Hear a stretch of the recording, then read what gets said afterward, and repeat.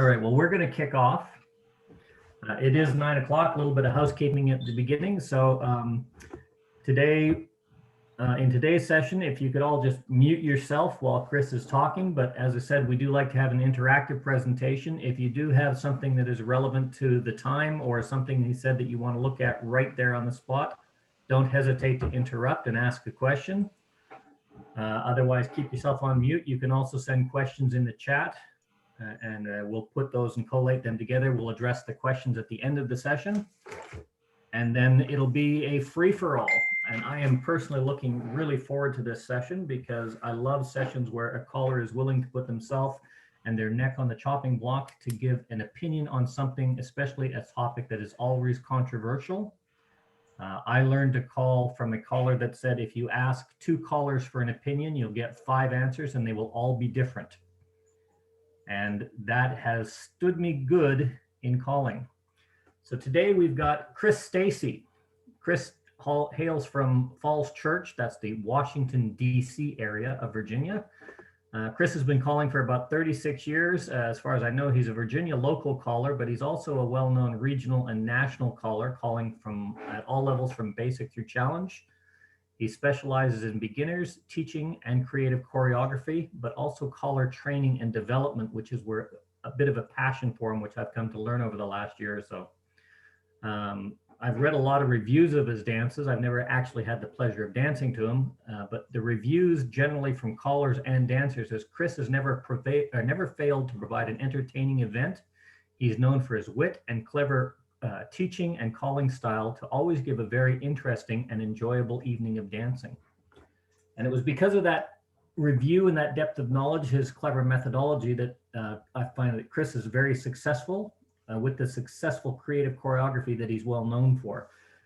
He knows what you can call as a caller. He knows what you can call and dance as a dancer.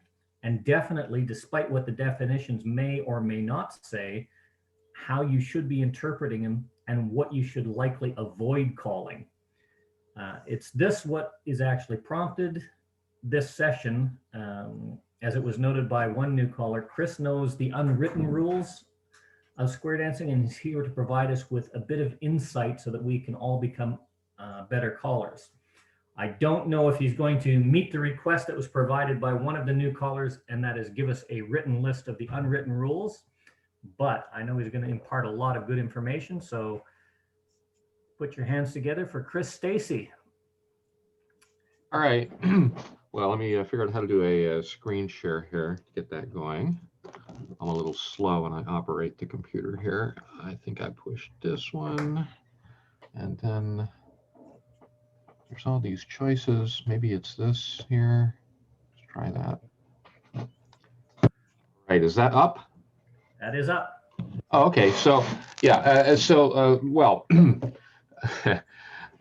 like Mel said, you can ask, different callers, and we're all going to give you different opinions. So these are just my opinions. It's just what I believe, you can take that for what it's worth. But I guess I know I have a lot of friends who believe the same things. So,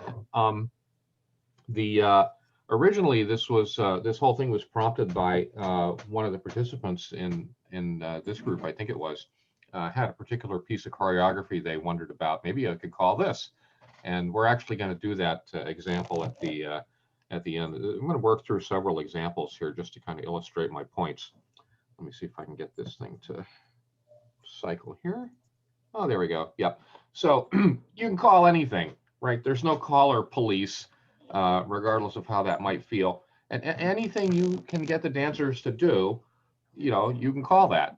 The question is, what are people, dancers who are there, dancers maybe who even weren't there, and other callers going to think about you? So if you're thinking that something might be iffy, you might want to, especially if you're a new caller, you might want to not call that. Just as we always advise, of course, if you're a new caller, don't try to call really clever stuff, because that's generally not going to serve you well, especially on guest tips and that sort of thing. The other issue is, I believe that you shouldn't call things that are, when we're teaching little kids in school, sometimes we teach them things that are just not true. And then later on, we come back and say, yeah, well, you know, in fourth grade, we lied to you. And now you're in the seventh grade. And this thing really works like that. I try, sometimes we do things that are a little bit analogous when we're teaching to that. But I feel really strongly that you should never say any words that are going to be misconstrued or that are going to lead people astray later on. You should have some idea of what's coming and try really carefully not to tell them too many lies. I mean, when we're teaching people at the beginning, of course, we tell them lots of lies. Okay, we have a girl on your right and a boy on the left there, and you're facing another couple, and we're going to do a right and left through, and you all do a right pull by. The boy courtesy turns the girl, things like that. Well, that's kind of a lie, sort of, because nowadays, in the old days of square dancing, that was always totally true. But as the years have gone on, now we think you can do it from all boys or all girls or boys and girls on either side or whatever. And then we're going to get into a discussion about that particular example because it relates to some of the things with definitions that we're going to talk about.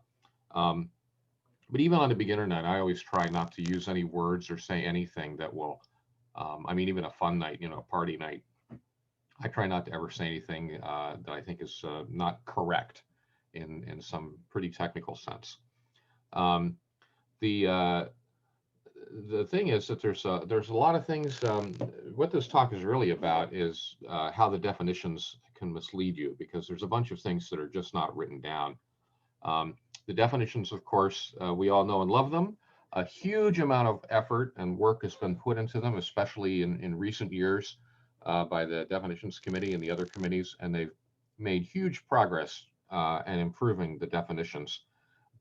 Even my saying that is controversial. There are some people who think the definitions are not as good because now they're too technical, and they go on for way too long about things that ought to be simple. So, you know, I believe that the definitions are better, and I certainly salute all the work that's been done, but they don't cover everything. Sometimes the definitions are incomplete. And one of the things that I'm focusing on here is that they assume a bunch of things about the person who's reading them. You wouldn't just hand this to somebody off the street and expect them to be able to go square dance based on it. And the same thing is true for calling. All the information that you need is not there, and there's some stuff that that is assumed that is not written down and has, interestingly enough, actually caused some controversy. I remember about 20 years ago thinking, wow, we have the internet now, we're all connected, there'll be no more feuding over definitions, everybody will understand, and what a wonderful world it will be. And boy, that didn't go exactly that way. But it's good that we're all talking, certainly. Sometimes the definitions have things in them that are just wrong. And what do I mean by that? Well, sometimes I mean just wrong. There's been places in the definitions where it said things like, and then the outside dancer turns to the right. Well, no, that was never true. They always turn to the left. And everybody knows that. And it was written in the definitions wrong for decades. And it went through all committees and everybody knew the definition of the call already. All the callers knew it. And apparently nobody ever really closely went back and read it. And it was in there for a long time. There's things like that that are still in there, I'm sure. It's like if you're involved in the software field at all, it's like proclaiming that your program is bug free. No, there's some bugs in there somewhere. And it's amazing sometimes you need to find them. And there are other things in the definitions that some of us just feel are wrong. That is to say, yes, that's really what the official Caller Lab definition, it really says that, but you know what? We just don't believe it. And we're gonna look at one of those examples too. There's a couple of them, but I'm trying to limit the number of people that I upset in one sitting. So I've picked one that's a goodie.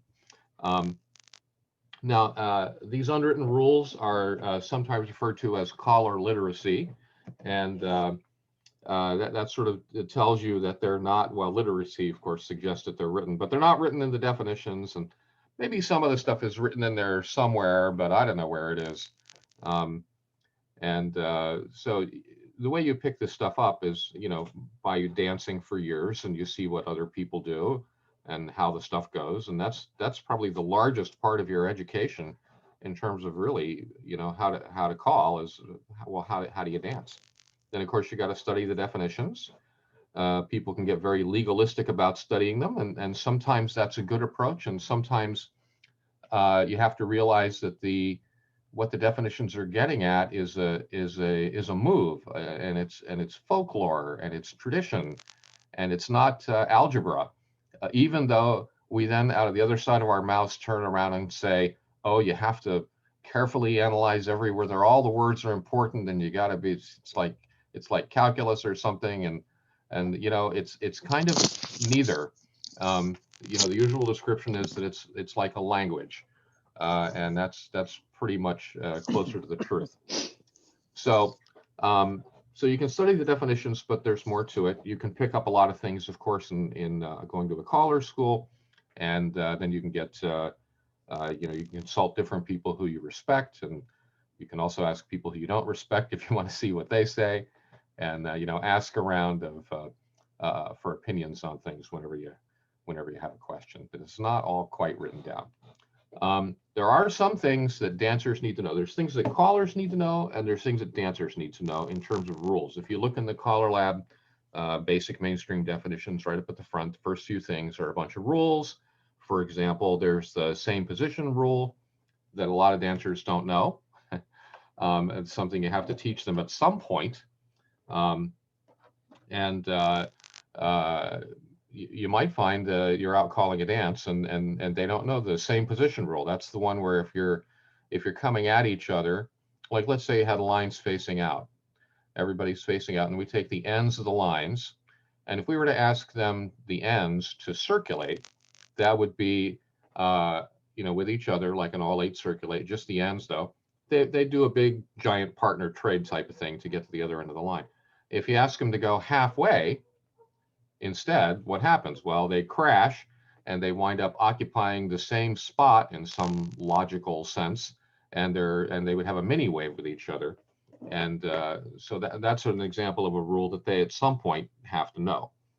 The ocean wave rule, that's the one that says you can do calls out of a wave that normally you do from facing couples. So for example, right and left through, you do the old swing through, spin the top, everybody move up, do a right and left through, right out of the wave. You're hardly even in the wave. And so that one, they kind of have to know that one. Otherwise they'll be completely confused. If they're at a dead stop and you say right and left through, you're going to have to help them no matter what. And so, you might even say something like, everybody rear back and do a right and left through, so they can kind of see what's going on. So that's a rule they kind of have to know something.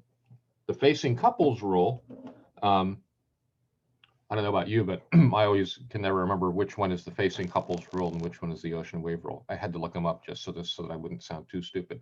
The facing couples rule is the one that lets you do swing through from facing couples, right? It says that some calls, but not all of them, can be done from facing couples, even though they're supposed to start in a wave. And the dancers, that they don't need to know that rule. Not really. They're going to see it by example. The teach for that is going to be very quick, especially once you show it to them sort of explicitly when you're teaching swing through. But there's nuances to that rule, and in particular, it doesn't work for all calls, and it is not the dancer's job to know which calls. We tell the dancers, "Oh, go read your definitions," and you can find them in the wonderful Taminations and everything now, so you can carry it around in your pocket with you.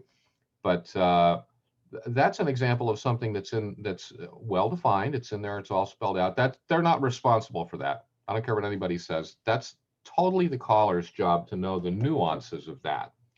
And of course, the number one, the meta rule is the caller has to know all the rules. So let's take a look at that facing couples rule. And the most classic and interesting one to look at, I think, is recycle. You know, recycle starts in an ocean wave, but what if you have facing couples? Well, if you're facing couples and it's plus level or below, and the caller says recycle from facing couples, well, the caller's just wrong. And the dancers might even try to be clever and step to an ocean wave. Maybe that's even what the caller was expecting, step to an ocean wave and recycle. But hopefully everybody here knows that that's incorrect. And then there's a reason for it, which kind of brings up another point of just how much is the caller supposed to know? Well, he's supposed to know that you can't do recycle from facing couples at that level. But it'd be better if he knew why. Now, there's some people here who probably don't know why, and the answer is this. And this is gonna this is gonna get interesting in a minute too, because it's gonna seem to conflict with another rule in a minute. But the reason you can't do it is that the call recycle is defined from two different starting formations, and one of them is ocean waves, and that's the recycle that we all know and love. And the other version of recycle that's written right into the definition says from facing couples, you do this other completely different action. If you're curious what it is, it's on the advanced list. What happens is now I'm going to lie to you here. It would be bows and bells, but I'm going to say boys and girls because I think some people will just envision that easier. What's going to happen is the boys are going to sort of step forward about a half a step and do a U-turn back, and the bells, the girls, are going to slide out to the outside and hook on. So you're going to go into an ocean wave. This is where the name recycle comes from. You do it one way, you go into a wave, then you do it again, and you go out of a wave, and you do it again, you go back into a wave, and do it again, you're back to facing couples. That's where the call recycle comes from. And we're going to bring it up again in a minute because there's some other stuff about it. Now, the dancers are not responsible for knowing any of that. All they have to know is that when the caller says recycle, they're going to try to do something, and he better have put them in an ocean wave. Hopefully there's no big confusion about that. Now, another interesting thing about recycle is that we have our wonderful definitions, and they tell us how to do the call sweep a quarter. And for time immemorial, people have been calling recycle and sweep a quarter, and that's illegal. What? Yes, if you look at the definition of sweep a quarter, you'll find that after a recycle, you can't do it because you no longer have a sweeping direction to go. It's not that you at some point were moving in some direction and now you can sweep around the corner that way. No, you had to be moving in that direction at the end. And recycle, you're not moving in that direction at the end. There's various different alternate definitions for recycle. All of them are kind of approximations. They're trying to get at what the move is. I think most of them are trying to preserve the fact that recycle definitely has three parts.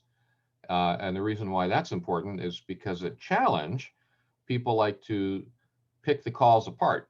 And you can, on the fly, without them ever having seen it before, say to somebody, from an ocean wave, you say, do 2/3 of the call recycle. You just call it out, 2/3 recycle. That particular 2/3 call is actually on the C1 list, and so people teach it. Surprisingly, people have a really hard time with it. I don't quite know why. Probably because they don't really think about the three parts of recycle very much, but it's always had three parts. If I were to tell you what the original definition, how it was written, you'd go bonkers. It involves folds and split counter rotates and all kinds of crazy stuff. But it had three parts. Anyway, recycle ends not in that. So there's a special. So they had to go back to recycle and put a special thing in the definitions. Just recently, very recently, this appeared, and it says, I forget the exact wording, but it's in the definition of recycle, and it says, you can't sweep a quarter after this call, except everybody knows what it means, and we're just saying you can. So just recycle and sweep a quarter means that, even though that's contrary to the definition of sweep a quarter. So there's some more examples of issues, even right this second, that everybody knows are, well, I don't want to use the word wrong exactly, but clearly something is slightly amiss with the definition of sweep a quarter. So that's there's a little example there. Another rule is that the meanings of calls, if you're writing down these rules, they don't change ever from level to level. If you define the call at plus, that the call does not change at C3 or something. The definitions are the definitions, and and that's why it's important that the definitions be correct at all the levels. You can't be changing stuff around. That's just no way to run a ship. You can't be doing that. Now you might ask, what about recycle? Well, that's a case of the definition of recycle that's given in the mainstream definitions is simply incomplete. It's not wrong, and it alludes to the fact that it's incomplete, so that's good. If I were a caller, I would be immediately digging into the advanced definition and go see how the definition is expanded, shall we say, out at advanced, and the other half of the definition is given, as opposed to just a sentence that says don't do this. The history of recycle, by the way, is a little bit interesting. There's a recycle is obviously it's a 4-person call, whether that's an ocean wave or facing couples. There's originally recycle was an 8-person call, and I'll just tell you what it was. You do it from a quarter tag, so squared set heads past the ocean. And if you're going to do a recycle from here, what happens is the people in the ocean wave are going to do an action that is essentially just what you know recycle to be, right? They'll do the fold, follow, face, or however you like to describe that action. They're going to do that. But the thing is, when they do it, they're not going to do it in the middle. They're going to start with each other, but they're going to work way to the outside, and they're going to end out there where the side couples are standing right now. So they're walking all the way out there. The side couples, meanwhile, are going to come in the middle, and as they're coming in the middle, they're going to start to blend in to do the facing couples version of recycle. And so that's that was the original thing. And then somebody noticed very quickly that each of those two actions, the facing part and also the ocean wave part, were cool. And they said, wouldn't it be cool if we could just do that part instead of having to do it with all 8? I mean, if that thing with the ocean wave and you recycle, well, maybe you could do that if you had parallel ocean waves, and everybody could do it, and that'd be way cool. But we can't call that. But now we got a problem, because we got an 8-person call, and we want to do it, part of it, with just you could call something like on each side or in each wave do the centers part of a recycle. You could have gotten away with that, but that's but it's just too cool to have to spend all that verbiage. You want to be able to just say it. So they decided, well, all right, we'll take that action and we'll call that recycle. And well, what about the facing couple one? Well, we'll call that recycle too. It's still a 4-person call. Well, what about the all 8 thing where everybody's involved? All right, those are 4-person calls, no matter how you slice them up. This is an 8-person call, and 4-person calls and 8-person calls are not the same thing. And an 8-person call is an 8-person call. A 4-person call is a 4-person call. This 8-person thing needs a new name. So that the new name is all 8 recycle. So if you go look on the C1 list, in fact, you'll find that the call all 8 recycle is on there. Of course, a challenge, you can also say things like, all 8 recycle, the centers only go 2/3, and the centers, the new centers do something else or whatever. Make it all complicated.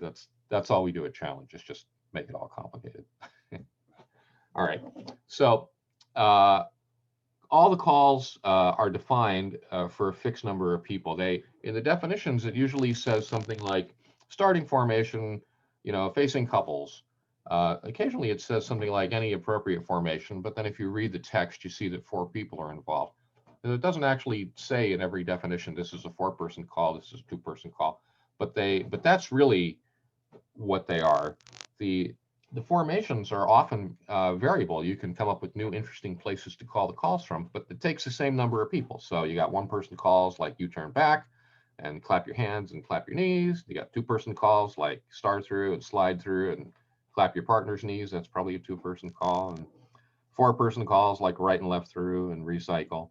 Then you got your eight-person calls that require all eight people, like all eight recycle and the spin chain through and dive through and all that good stuff. Ferris wheel, of course, you got to have all eight people. Wheel and deal only needs four people. The number doesn't change. So the call recycle is a four-person call. There is another call called all eight recycle. That's an eight-person call, but recycle is four-person call. There's a call that's not currently on the list last time I looked, called triple trade.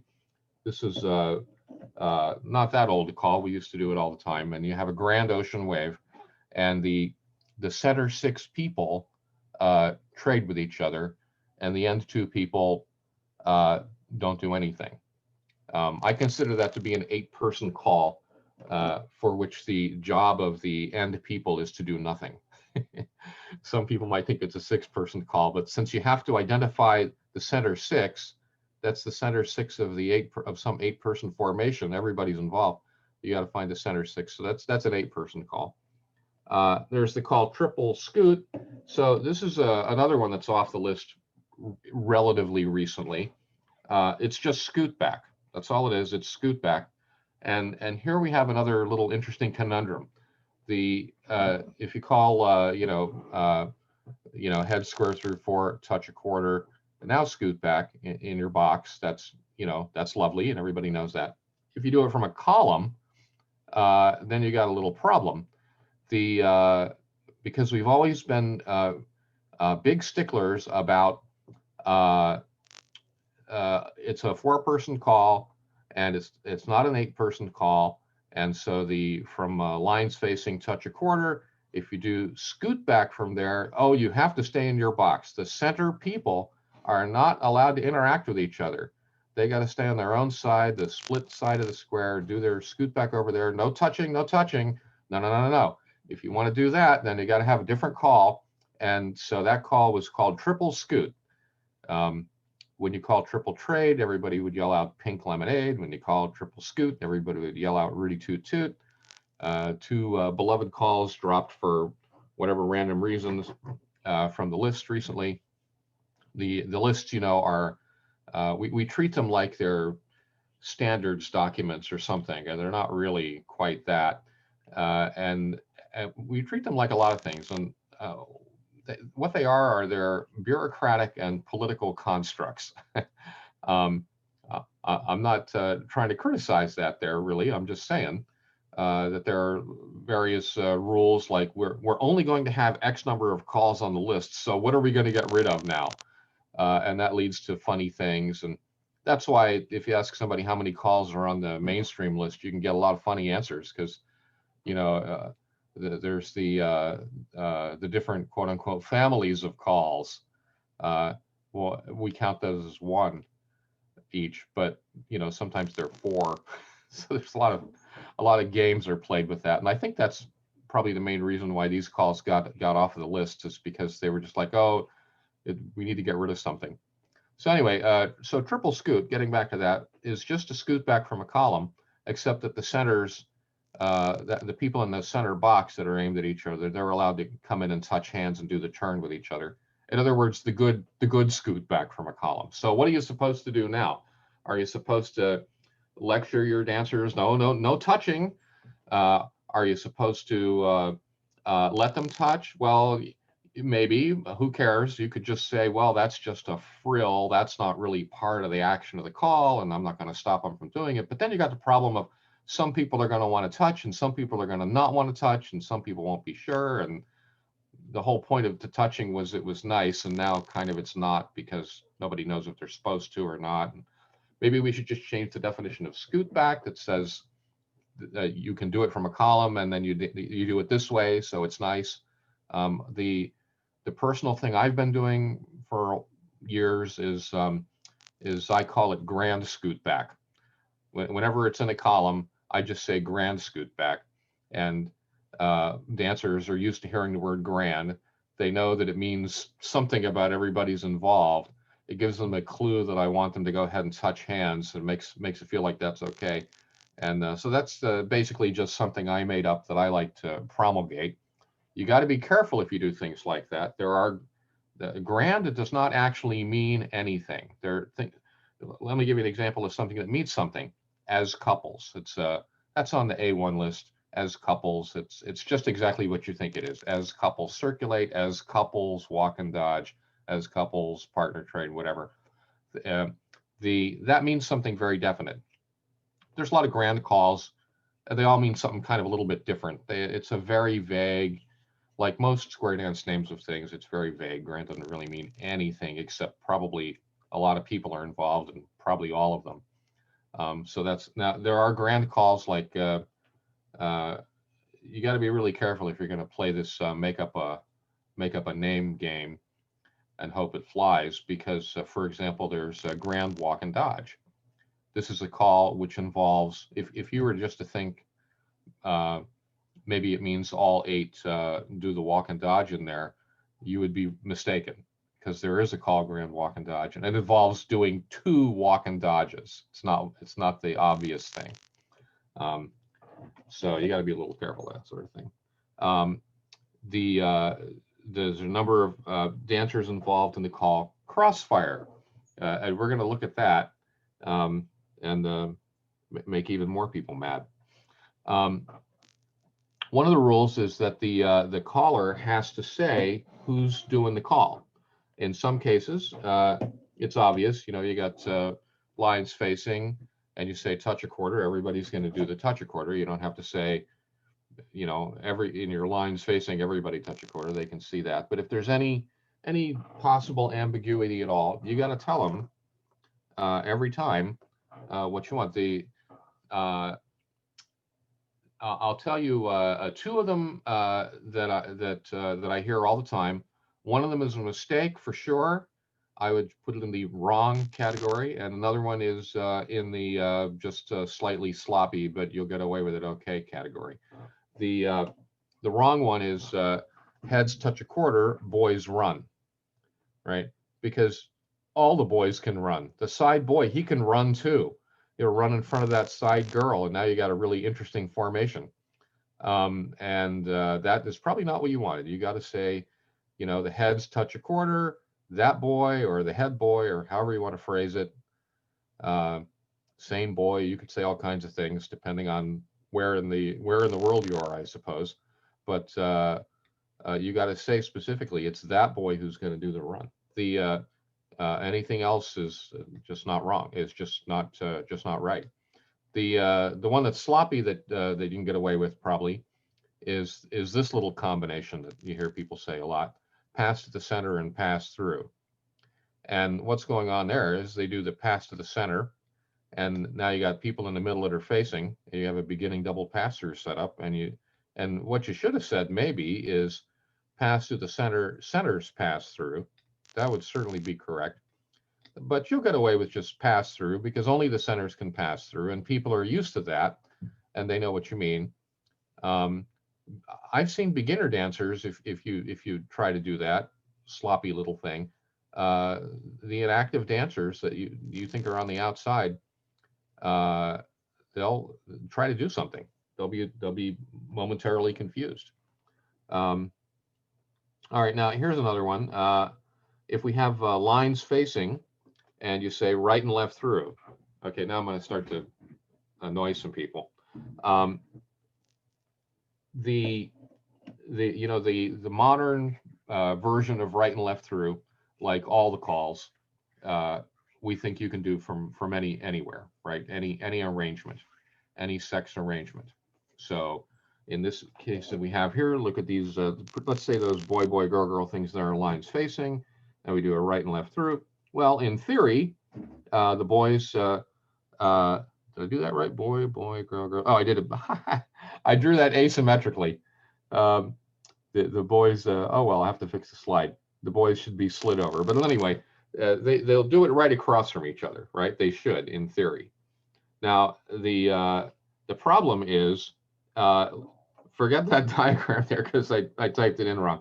Should be, let's see, boy, boy, girl, girl. Did I do that right? Yeah, yeah. It's just that it's asymmetric. Um, so it should say boy, boy, girl, girl, girl, girl, boy, boy. Right? You can see where I blew it here when I typed this in with the asymmetry. But you know what we're talking about.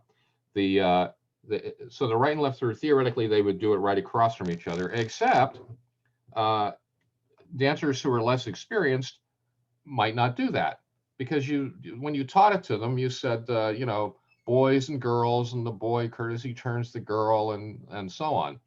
And if they see if it's say all boys, maybe you had all boys in the middle of the square, and you said boys do a right and left through, they may balk at that.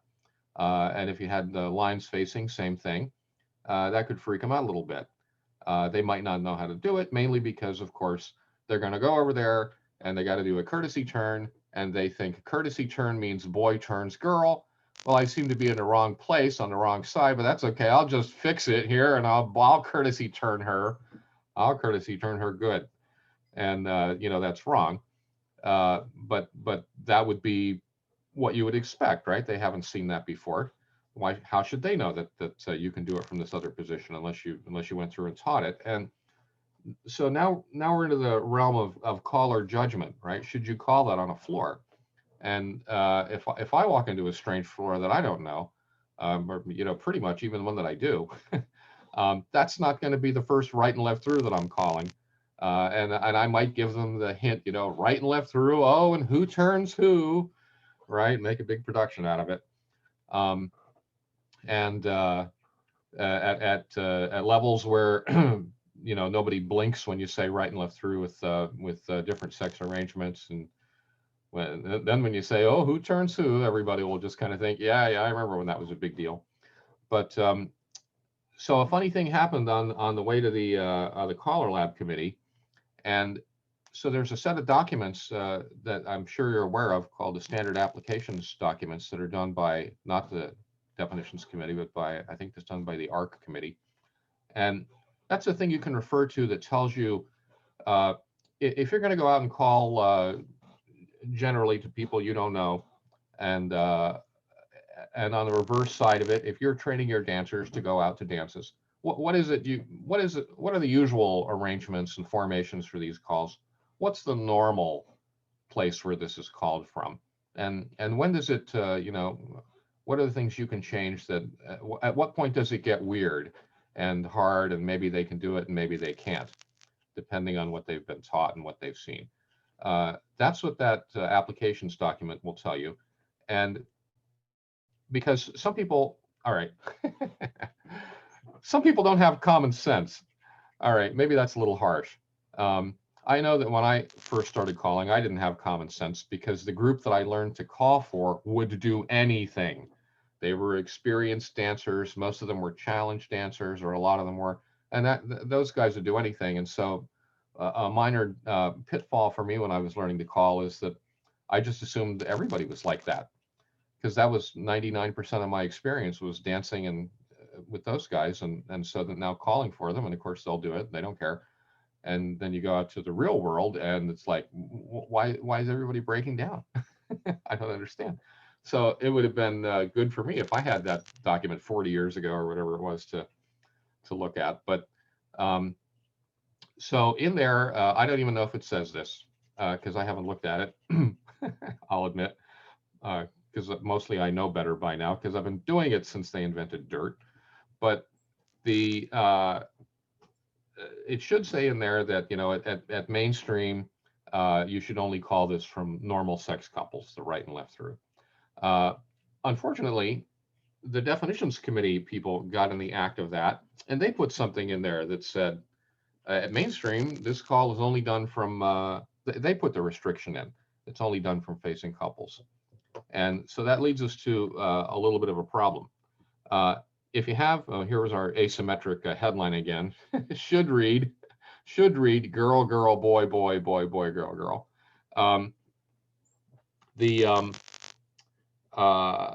The problem here is that supposing you have a couple, you have boy, girl, girl lines, and they're symmetric. So the center couples, they have normal couples, and the ends, they're just kind of hanging out on the end.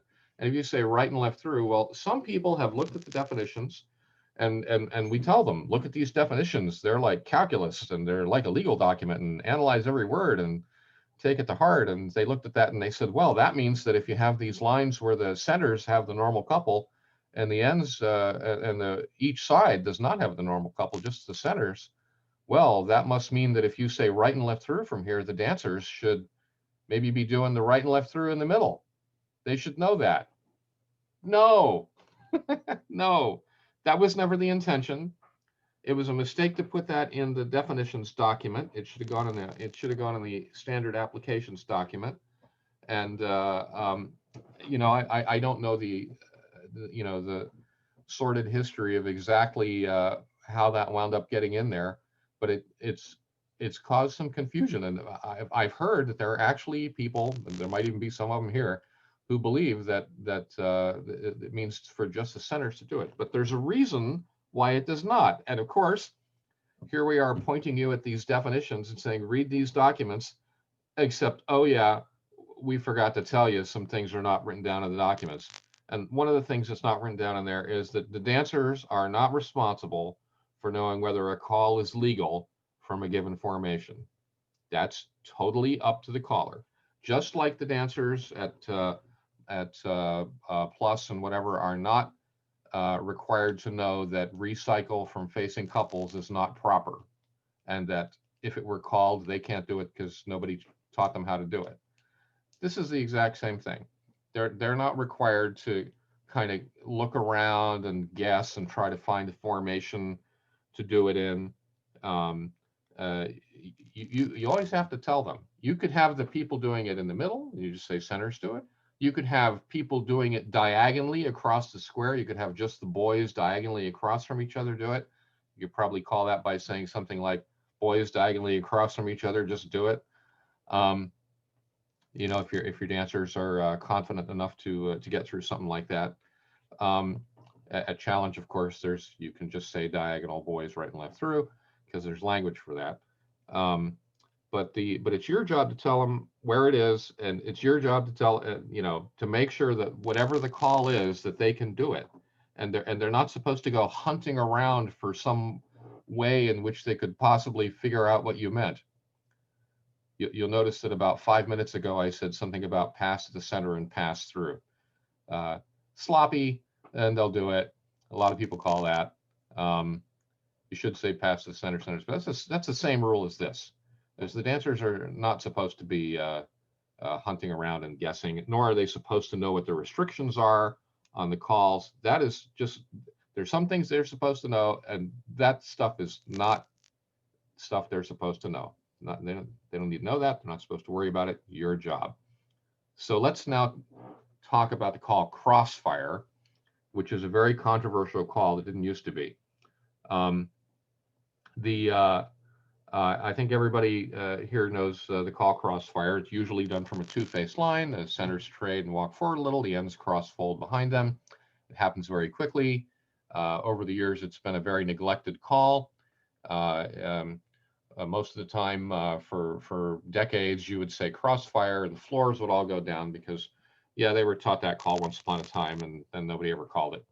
And then we had various efforts in Caller Lab we had a thing at one point called what was it called? I forget what it was called, but we had at least two different things that were featured programs. The idea was that we're all going to call this call a lot now. We're going to play around with it for the next 6 months or something.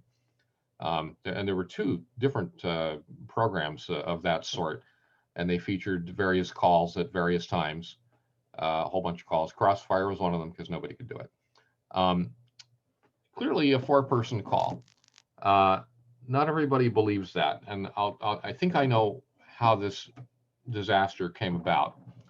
We're always looking for interesting new things to do with the calls. What trouble can I make with the call CrossFire? Well, somebody, I think fairly early on, noticed that if you have lines back to back, the ends certainly can cross fold. The centers certainly can trade. And then there's some kind of wording about moving forward or something. And I believe the original language that I remember from when the call was first out was centers trade and extend as the ends cross fold behind them. And so it had that word extend in there. And extend at the time was kind of a sloppy word. Nowadays, hopefully everybody understands, callers anyway, that extend refers very explicitly to extend the tag. There's no difference between extend and extend the tag. It's the same call, and it has to do with tagging positions, the quarter tag position, the half tag, the 3/4 tag. Extend means moving to those positions. It doesn't mean you just kind of walk forward a little bit and maybe you hook onto somebody, maybe. But back then, the word extend was used sloppily a lot to mean walk forward a little bit. And then modern definitions of CrossFire, they took that out and they say walk forward a little bit. But a funny thing happened. Somebody said, well, now if they do the cross fold and the centers trade, now you got a beginning double pass through set up, but we're not done with the call yet because it said extend. So they said, clearly the centers must make an ocean wave now because that's an extend from a beginning double pass through. That's a 0 tag. And if we extend, we get a quarter tag. They're making a wave in the middle. And isn't that lovely? Look, we have this thing from lines back to back and we get into a quarter tag and we like that. That's nice. And then other people looked at that and said, here you're violating an unwritten rule, several maybe. And one of them is that, first of all, that's not what we would call the gestalt of the call. That's not what that call is about. Never mind what the language says. That's not what that call is intended to be about. So right off the bat, we don't like it for that, even though we understand that you like this lovely effect that you're getting out of doing that. But that makes it very uncomfortable. That's not what the call is supposed to be about. There's another thing though, which is that it's a 4-person call. And now suddenly you have it interacting with people on the other side of the square. Now you've suddenly changed it into an 8-person call. So it's a 4-person call, except when it's an 8-person call. And if you start looking at the different well-established, agreed upon places where you can do CrossFire from, especially ones that are not just a 2-faced line, but that are still all 4 people, you get a lot of very interesting things. And then if you take it further and then say, well, now what if it were 8 people were involved? Then you get some, not only do you get your nice quarter tag, but you get some other ambiguous, bizarre, screwed up formations that I know you didn't want, and cases that are ambiguous. So that's why basically all challenge callers and many other people believe that CrossFire, if it's done from lines back to back, if we believe that, then the definition isn't quite correct, but more importantly, it would end in a beginning double pass through, and there's no way the centers would be making a wave. And if you really love that, what I recommend you do is you just say the following words: CrossFire extend. Because why do you not want to bother to say the word extend? There's plenty of time for it. They're very busy doing their cross fold and everything. You can shoot it out, and you will have committed no sin, and you'll get your quarter tag formation, and everybody will be mostly happy. The funny thing that happened with the definition is they took out the word extend, and they changed it to put in the word about just going forward. But then because this bogus application with the quarter tag was so popular, they wrote it in specifically the definition so that it's legal. So right now, if you follow the Collar Lab definition, CrossFire from lines back to back ends in a quarter tag. And there's a lot of people, which includes all challenged answers and callers, who do not believe it. And so the definition is wrong. So that's a case where I'm just going to say definition's wrong. Now, if you want to look at Chris. Yes, sir. Just to interject that, there's a couple notes that were made on CrossFire, and you're absolutely correct. That was an argument for a long time. CrossFire, they did clear up that argument in the definition when they started right at the beginning, that if you trade and step forward. If you're facing someone, you do step to a mini wave or an ocean wave to the quarter tag or that kind of stuff. That is clarified because upon completing their trade, the senders release hands and step forward, forming an ocean wave or a mini wave with the dancers they're facing. If they're not facing anyone, they're left facing out. So they put that in the clarification. But as you said, when they clarified that one, so it would always end in a quarter tag if it was done there from the lines facing out. That opened up the can of worms, as you said, to it doesn't always work with other things, such as from diamonds and facing diamonds and all those other kinds of things. So when they clarify one rule, it tends to lead to exceptions in other formations that callers tend to press the Right. definition. Well, yeah, you're exactly right about that. And I'll say it again. If you follow the official Caller Lab definition, which you just quoted part of there, it definitely says it ends in a quarter tag. And I'm telling you it's wrong. Chris Stacy says it's wrong. And I think you should believe Chris Stacy rather than Caller Lab in this case. And the reason is that 4-person calls cannot turn into 8-person calls magically. And that's what's going on there. Now that I've raised this controversy, and got half of the people nodding their head vigorously and the other half going, that's not what Caller Lab says, and I love the quarter tag. Who does he think he is? I'm just going to refer you. This is a case where you're just going to have to make up your own mind. What do you believe, and what will you call? Myself, I'll never call it from lines back to back just because of that. Just because it's controversial, and I have a very strong opinion about it, and I don't even want to get into is it a quarter tag or a double pass through. I'm not even going to go that far with it. Just for my personal calling, because a 4-person call stays on your own side. You can't say something like, well, you do a split circulate unless there's somebody nearby, and then you go to the other side of the square. Things like that. No, that's just not how calls work. That's one of the unwritten rules. Now,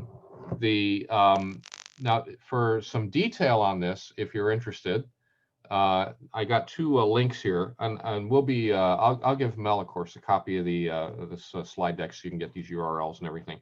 But I'll just tell you, if you go to the Vic Cedars website, his fantastic website, and you look up CrossFire, there's a link for it right there.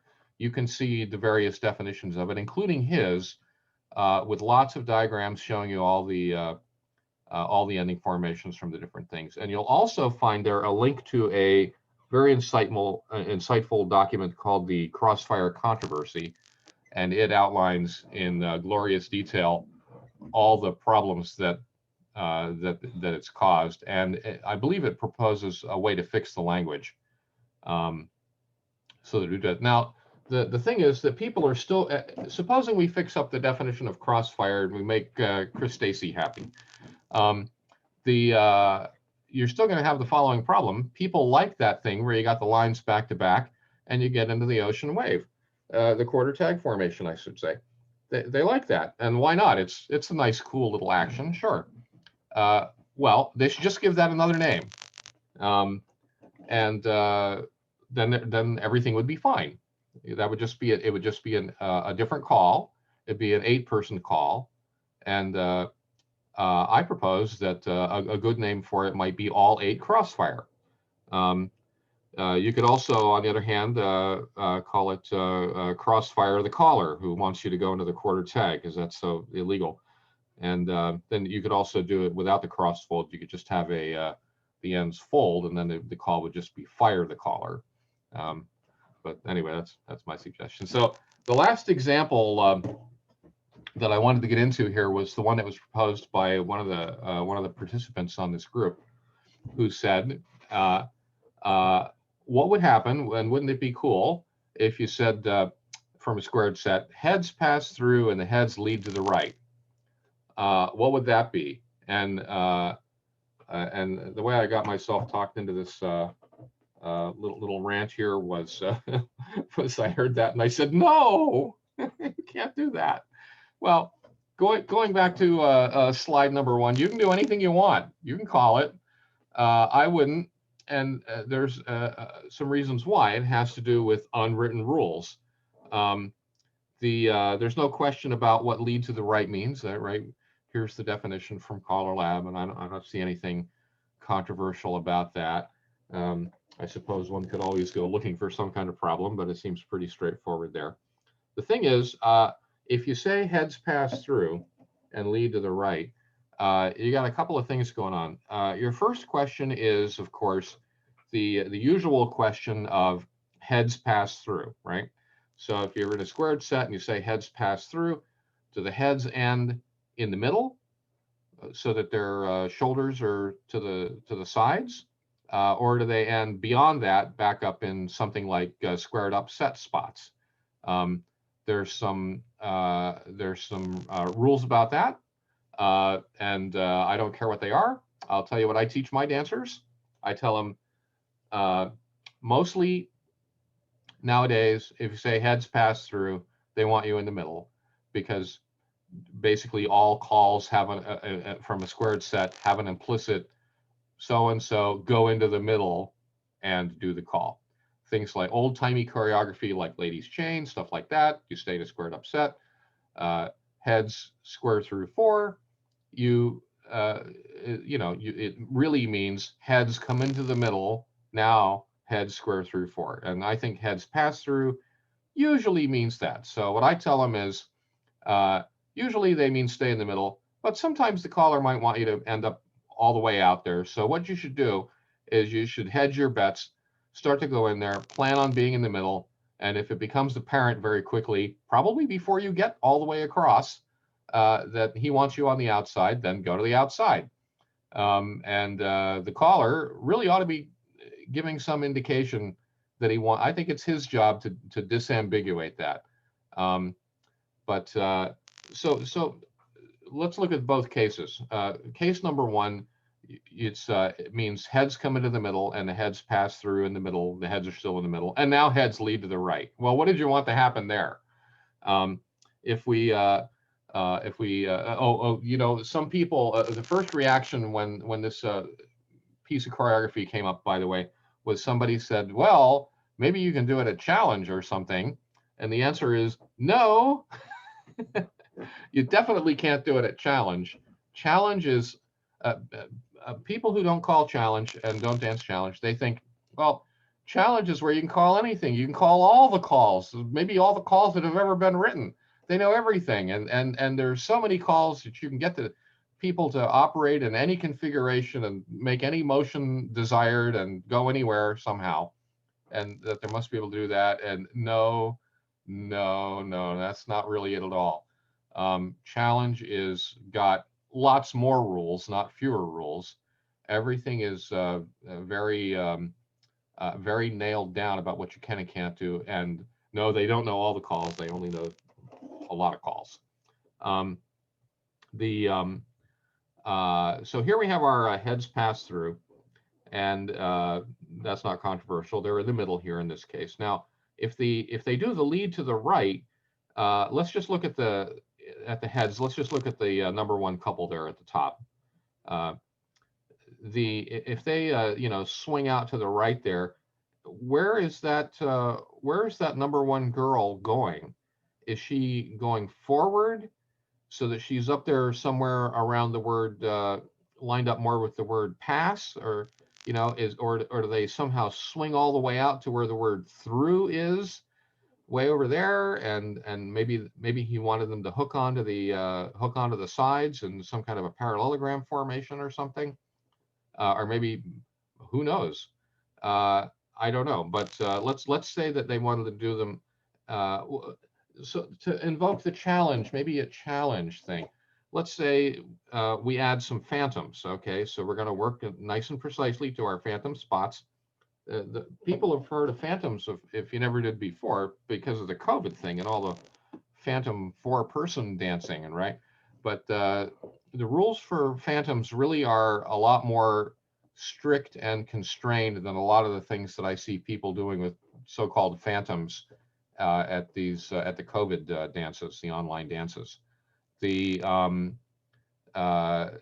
phantoms occupies very specific spots on the floor, and they don't magically come and go, and you have to be very, very careful about it. Also, generally the caller just can't say phantom blah blah blah. He has to tell you exactly where the spots are. If you had just regular, no phantom, just a regular square, and you had something like that boy boy girl girl lines I was talking about before, and you wanted the boys to go diagonally across the square with each other and do a right and left through or something, or a pass through, you would have to say boys diagonally, or boys in your diagonal box, or whatever words you think they know to get them over there. You have to say something very specific to get them there, right? It's no different with the phantoms. You have to say very specifically, where are the phantoms? Otherwise, the dancers don't know. So you would have to say, split phantom lines or something like that. There's a whole bunch of different magic incantations that create phantoms and that tell the dancers, and you have to tell them for every single call with the phantoms where the phantoms are, and the phantoms don't go away, so they're where you left them, and you got to tell them where they are. Now let's suppose that we didn't want a lot of phantoms, we just wanted some, or we just wanted the action, never even mind phantoms, of this of lead to the right. If I blurt out the word wheel through in this discussion, by the way, you might know that wheel through is an advanced call, which is exactly nothing more than a no hands lead to the right. It's like the difference between right and left grand and weave the ring, right? And one's no hands, the same thing really. Wheel through, lead to the right, same thing. So if we're going to do our lead to the right here, this is where they're going to end up if they just do the action. This is probably not what the guy wanted. We got little dots there showing us where the phantoms are. And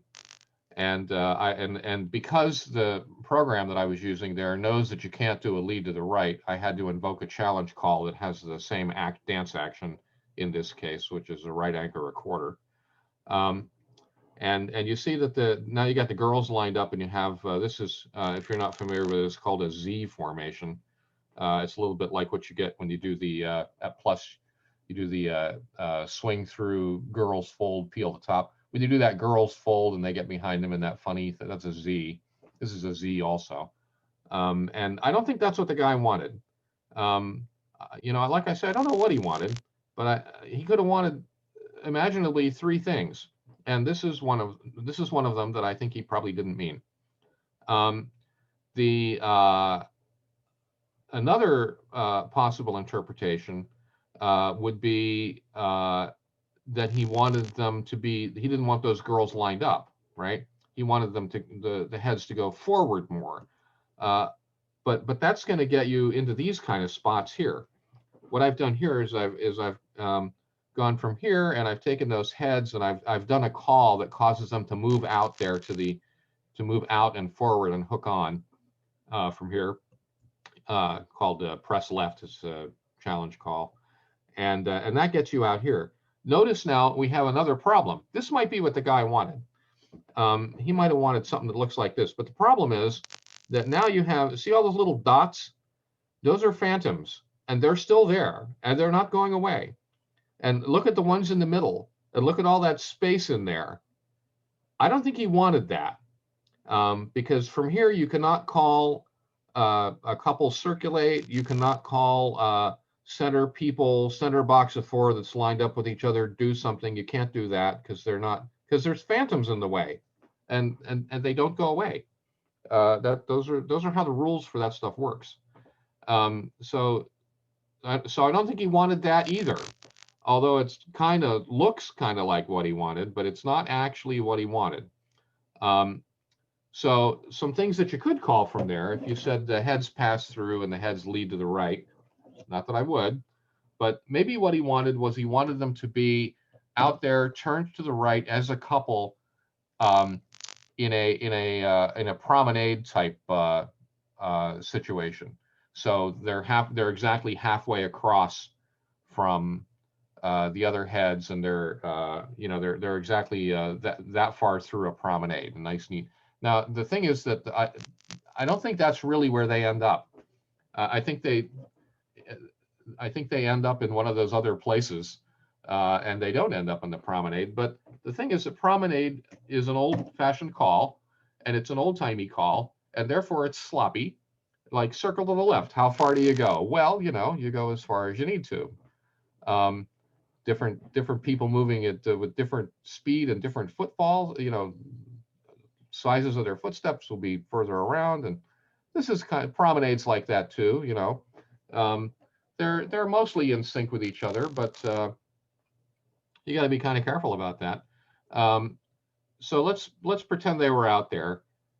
You could have them do from there a wrong way promenade, and you could have them say maybe promenade until you get behind the sides, and everybody do a double pass through, and that would be a little bit wrong because the sides are suddenly coming in the middle. You'd have the proper way, I guess, to say, heads pass through, lead to the right, start a wrong way promenade to go behind the sides, and the sides come in the middle, and then the heads are now going to track them as they come in the middle, and now do a double pass through, and off you go. That would be something you could do. Or you could tell them to go maybe further. Tell them to go, heads do a wrong way promenade halfway around. And it's not exactly halfway around, because again, I don't think that's exactly where you started, but I'm sure they'll do it and come in the middle and, square through or whatever, just like on a typical singing call, that sort of thing.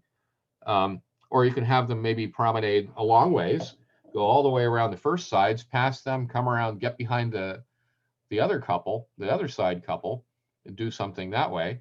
Or maybe even come around past one side couple, and then as you come up to the next one, hook onto the use some kind of language to get them to hook onto those sides. And maybe that would even get you that the mirror image of that thing that you were looking for in the first place. And I really don't think I would do any of those things, but if you were going to do it, that would be something that would be, not too horrible.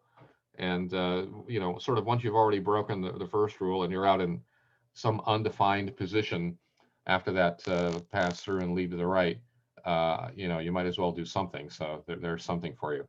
So don't say I never gave you anything not to call. All right, so I'm going to unshare my screen here and open it up for the deluge. I am expecting a deluge, Chris. Well done. Thank you very much. There have been a number of questions and comments. I think the most poignant one before I get into some of these is the first one is, when did you go out and buy a bulletproof vest? And I think I heard about it a couple of sessions ago. Somebody had one. It was I think that's what it is. John, I'm going to start with your question, although that was the last one. No, it wasn't a volley at your question. Your question was actually an excellent question. For those of you that are interested, it was John Juergens was discussing, he brought up the question of pass through, lead to the right, why you couldn't do this, where it would end up. And it was a perfectly valid and logical question for. Oh yeah, let me just emphasize that. That is not a dumb question. It's a valid question. And it's an example of some very creative choreography. It's not, I wouldn't call it, because I think there's a bunch of rules that say you really can't do that. But it's not a bad question, and I applaud the person who came up with it for coming up with it. That person. Wait, give me a second. Give me a second, Mel. Chris, I was just trying to get an idea. I wasn't even considering the phantom angle of that. I was just trying to get him to go to two-faced lines. Right. Well, so they have to lines, but not. I wasn't considering a phantom. Lots of people dance and they automatically readjust, so they don't care about the phantoms really.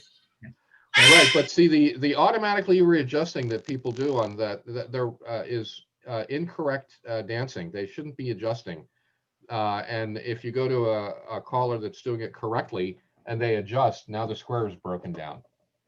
And so one of the reasons, Chris, one of the reasons that I pointed this out is I thought it was an excellent question, mainly because what you're describing fits the definition in that you either end up facing a couple or you end up facing a wall, or in this case, you can end up facing another person with one couple facing nobody and still fit the terms of the definition. Somebody a little bit later made a comment which would really come forward. But I thought it was an excellent question, mainly because if you follow the definition, especially as you pointed out with a lot of this two-couple dancing that's going on, you could say, oh, heads lead to the right, and then you're dancing in a phantom two-phase line, or you could do heads past it, lead to the right, in your two-phase line, chain down the line. With two-couple dancing, looking at something like that, if you called it, dancers would adjust to it. And as you brought up, there's a lot of callers that will bring concepts from the A2 challenge up to C3, 4B, whatever it is, down into basic and mainstream, and use mainstream calls to dance challenge concepts to grab the innovation. And this is where a lot of these unwritten rules and problems come from. I'd like to go through, I want to thank you, John, for that question, because that question created a lot of controversy, not just with that particular movement, with a lot of movements. And it brought up the reason for this session, which was sometimes the definitions say you can, but a lot of people say, no, you can't. And why is that? And nowhere in the documents that I ever noticed does it say all the calls must end in some well-defined position. Now there's formation, I should say, some well-defined formation. There are formations well beyond the ones that are in the standard Caller Lab document there, where it's got the chart of all the different formations that everybody should know. There's more than that, but they're all very well defined, and so the heads pass through, lead to the right doesn't leave you in a well-defined formation. Yeah. Okay, I'm going to go through these just questions. Some of them are more comments than questions. Is the first one was a comment is you should never call things that aren't true. Don't teach what you have to unteach. You mentioned that about teaching, students are going out to do an open fun dance, but that should apply to your sessions as well. And I agree with that wholeheartedly. In the definitions, I give my dancers all the definitions. Some read, some don't, but I caution them that before we dance them, they need to be explained. Another caller put in, I send my dancers to the Tamination website because that has how the moves are danced in standard positions, and that's what we use most. And then shortly thereafter was, I tell my dancers not to use Taminations because there's too many problems with it. Oh, I don't know if that's fair. Taminations, I think Taminations is the greatest thing since sliced bread. I show it to all the students, and there are some people who don't like, some dancers, they don't like it. They don't relate to that kind of a graphical, iconic depiction. And there are some websites that they can go to that show actual, little video movies of people doing it, and they like. And so there are. I think most people though are able to relate to the Taminations diagrams, and of course you can look up the definition right there also, and you could just the idea that you can carry around definitions with you in your pocket on some mobile device is just wonderful. And the Taminations program is really pretty excellent. I mean, it's had bugs and it's still got bugs, but he works on them so hard and so quickly, and it does so much, and it's just such a wonderful resource. It's just the greatest. By the way, for people who are doing, I'm just going to throw this in as a side note for callers who are using a program instead of actual physical checkers. And Taminations is a popular one to use for that. We've been using the sequencer feature for Taminations and all of these little seminar session things here, and it works out very well. If you're using these programs, you should really be very careful that you already know what the thing is going to do before it does it. When you're trying to understand these calls and get it into your head how they work, things like Taminations, I'm talking now from a caller perspective, those kind of programs can be helpful to some degree, but there's a huge difference. We're always badgering you, use your checkers. There's a huge difference between you moving the dancers and you watching a program move the dancers for you. The way that your brain learns things those are two different things. And and while I wouldn't say don't ever use the program, you really should be moving the dancers yourself. Now, my problem with checkers, I don't use checkers because when I first went to go to try to learn checkers, what I found was these are they're too hard to move. I'm just not mechanically adept with my fingers at moving them around, and then I have to learn also efficient checker cheats to, that everybody uses to do it efficiently, and then I make mistakes and I forget to turn this guy and that guy, and I'm just a fumble fingers. I'm just not good at that, and I didn't like it, and so what I adopted was using a notebook. I just got a big spiral bound notebook and a pen, and I would draw the little diagram myself, just with little arrows to, just draw the picture of the square myself there.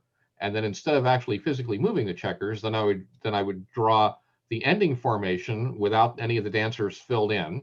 So if I was going to swing through, I've got my waves, and here the dancers are filled in, and I numbered them like 1 through 8 usually. You can number them any way you want, but in terms of keeping track of sexes, you just know that the odd ones are boys, and 1, 2, 3, 4, and then down the other side, 5, 6, 7, 8. And so then I would draw another set of ocean waves without the numbers filled in, because I know that swing through goes from waves to waves. And then I would look at my original one, and I would say, okay, he goes over here, and now he's in the middle, and I fill that guy in. And I just go through every single dancer and do that. And it has the following extra benefit that I think is actually better than checkers, aside from not having to fumble around with your fingers. It gives you an audit trail. So you're writing some sequence, and you get about some number of calls into it, and you suddenly notice that when you go to do this next one, it's not going to work. And the reason is that you blew it. You put the wrong number somewhere. You moved one of the dancers in the wrong place, or you made a typo essentially, or you just actually made a mistake and put him in the wrong place. But now what you have is a little audit trail. You can go back and look at the previous diagram. Gee, are they symmetric in this one? You can check the symmetry in about a half a second just by glancing at it. And then you know they were fine here. And then you go back. Oh, I see. Here's where I screwed up back 2 calls ago. Is when I made a mistake. And then what you do is just cross out everything after that and proceed. If you're using physical checkers, you're just screwed.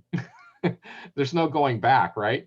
How do I can't undo it. But if I have it just written down as pictures on paper, I can undo it. Anyway, that's just my one other thing is that one other warning about these programs. I use the program SD, written by Bill Ackerman. It's called SD. You can find it online. That's the most sophisticated of all these programs. However, it does no animation whatsoever, but it will handle essentially all challenge choreography. It was really written for challenge callers, but that means it works for all the levels, of course, because like I said, the definitions and the meanings of the calls do not change from level to level. So I like that one. If you're going to use a program like that, especially if you're using it to actually create sequences that you're really going to call, you really, really, really have to know what you're doing. What I mean by that is don't call above your understanding of the level, and certainly don't call levels that you don't really understand by just clicking on these menus or typing in the names. However, usually there's a graphical interface as well, but don't just SD will show you what calls are possible from a given formation. And of course, as you go up to the levels, that menu grows and grows and grows. But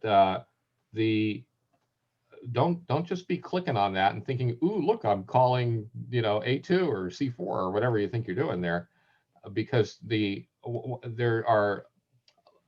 a huge, as you go up in the levels, especially in the challenge stuff, there's a growing and huger amount of this caller literacy stuff with all these rules and conventions and unwritten knowledge that's involved.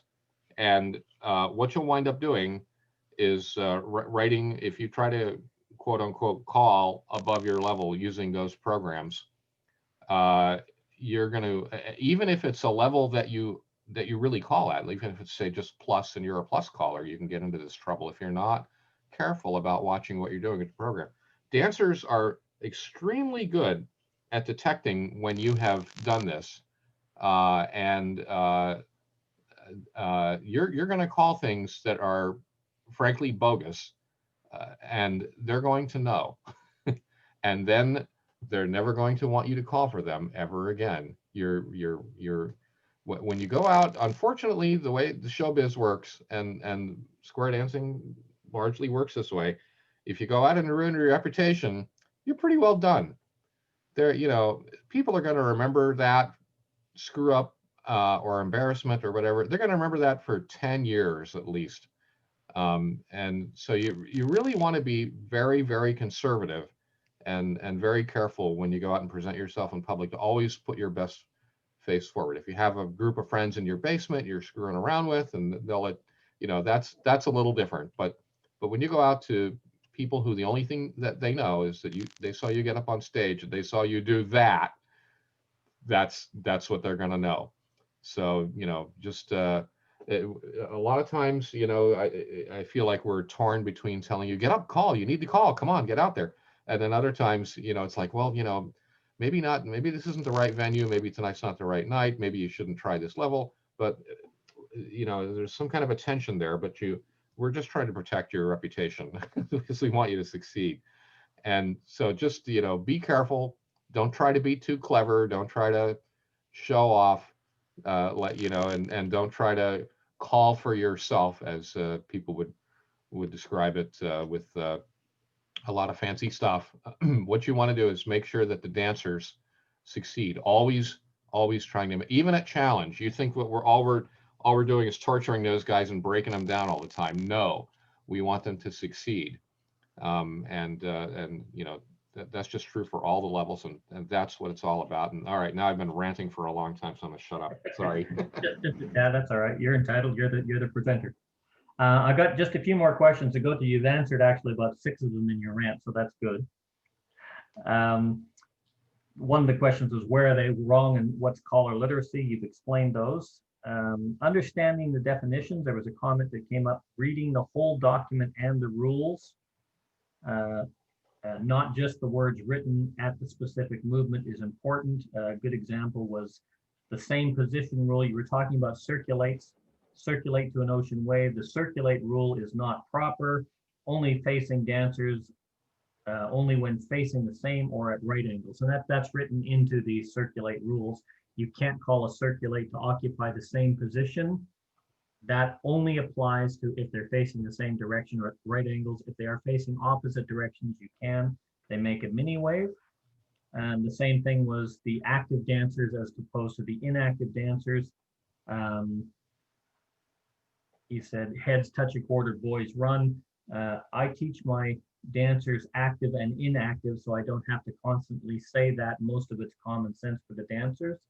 Absolutely correct if you teach it that way. I'm just paraphrasing what you said. If you teach it that way and your dancers teach it that way, there's absolutely nothing wrong with teaching active and inactive. But if you go out somewhere else, remember, not all callers are the same as you. You want to make it clear for the dancers on the floor.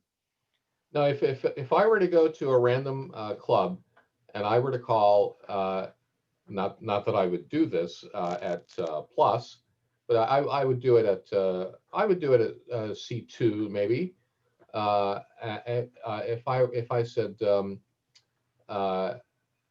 heads go right and left through, okay, now we all do believe that the heads are in the middle. Now I say heads are right and left through, and the heads touch a quarter. Boys run. I would expect that all 4 boys would run, because that's correct.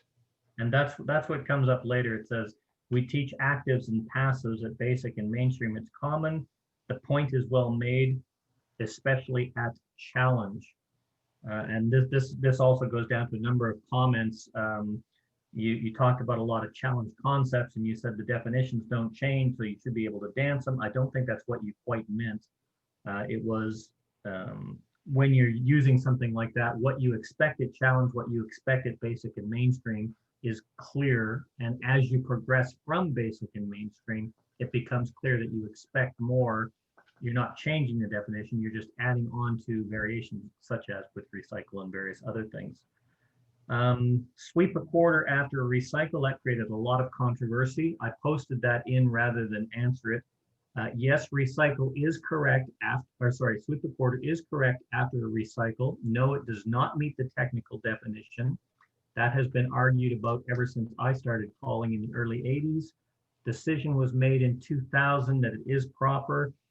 In 2015, the ARC reaffirmed that, and you're absolutely correct on that, Chris. They did it because it has been done that way historically. It became a dance convention, and now it is it's not a rule, it's an exception to the rule as accepted. So Yeah, I'm Mr. Technicality and whatever, and I got to tell you that until they put that clarification that it was legal into the definition just recently, it never even dawned on me that it wasn't legal. Yeah, just to note that, Chris, just recently was 20 years ago.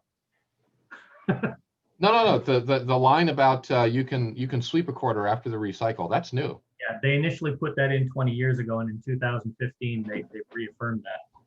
Okay. I think I just heard about it in 2015. Yeah.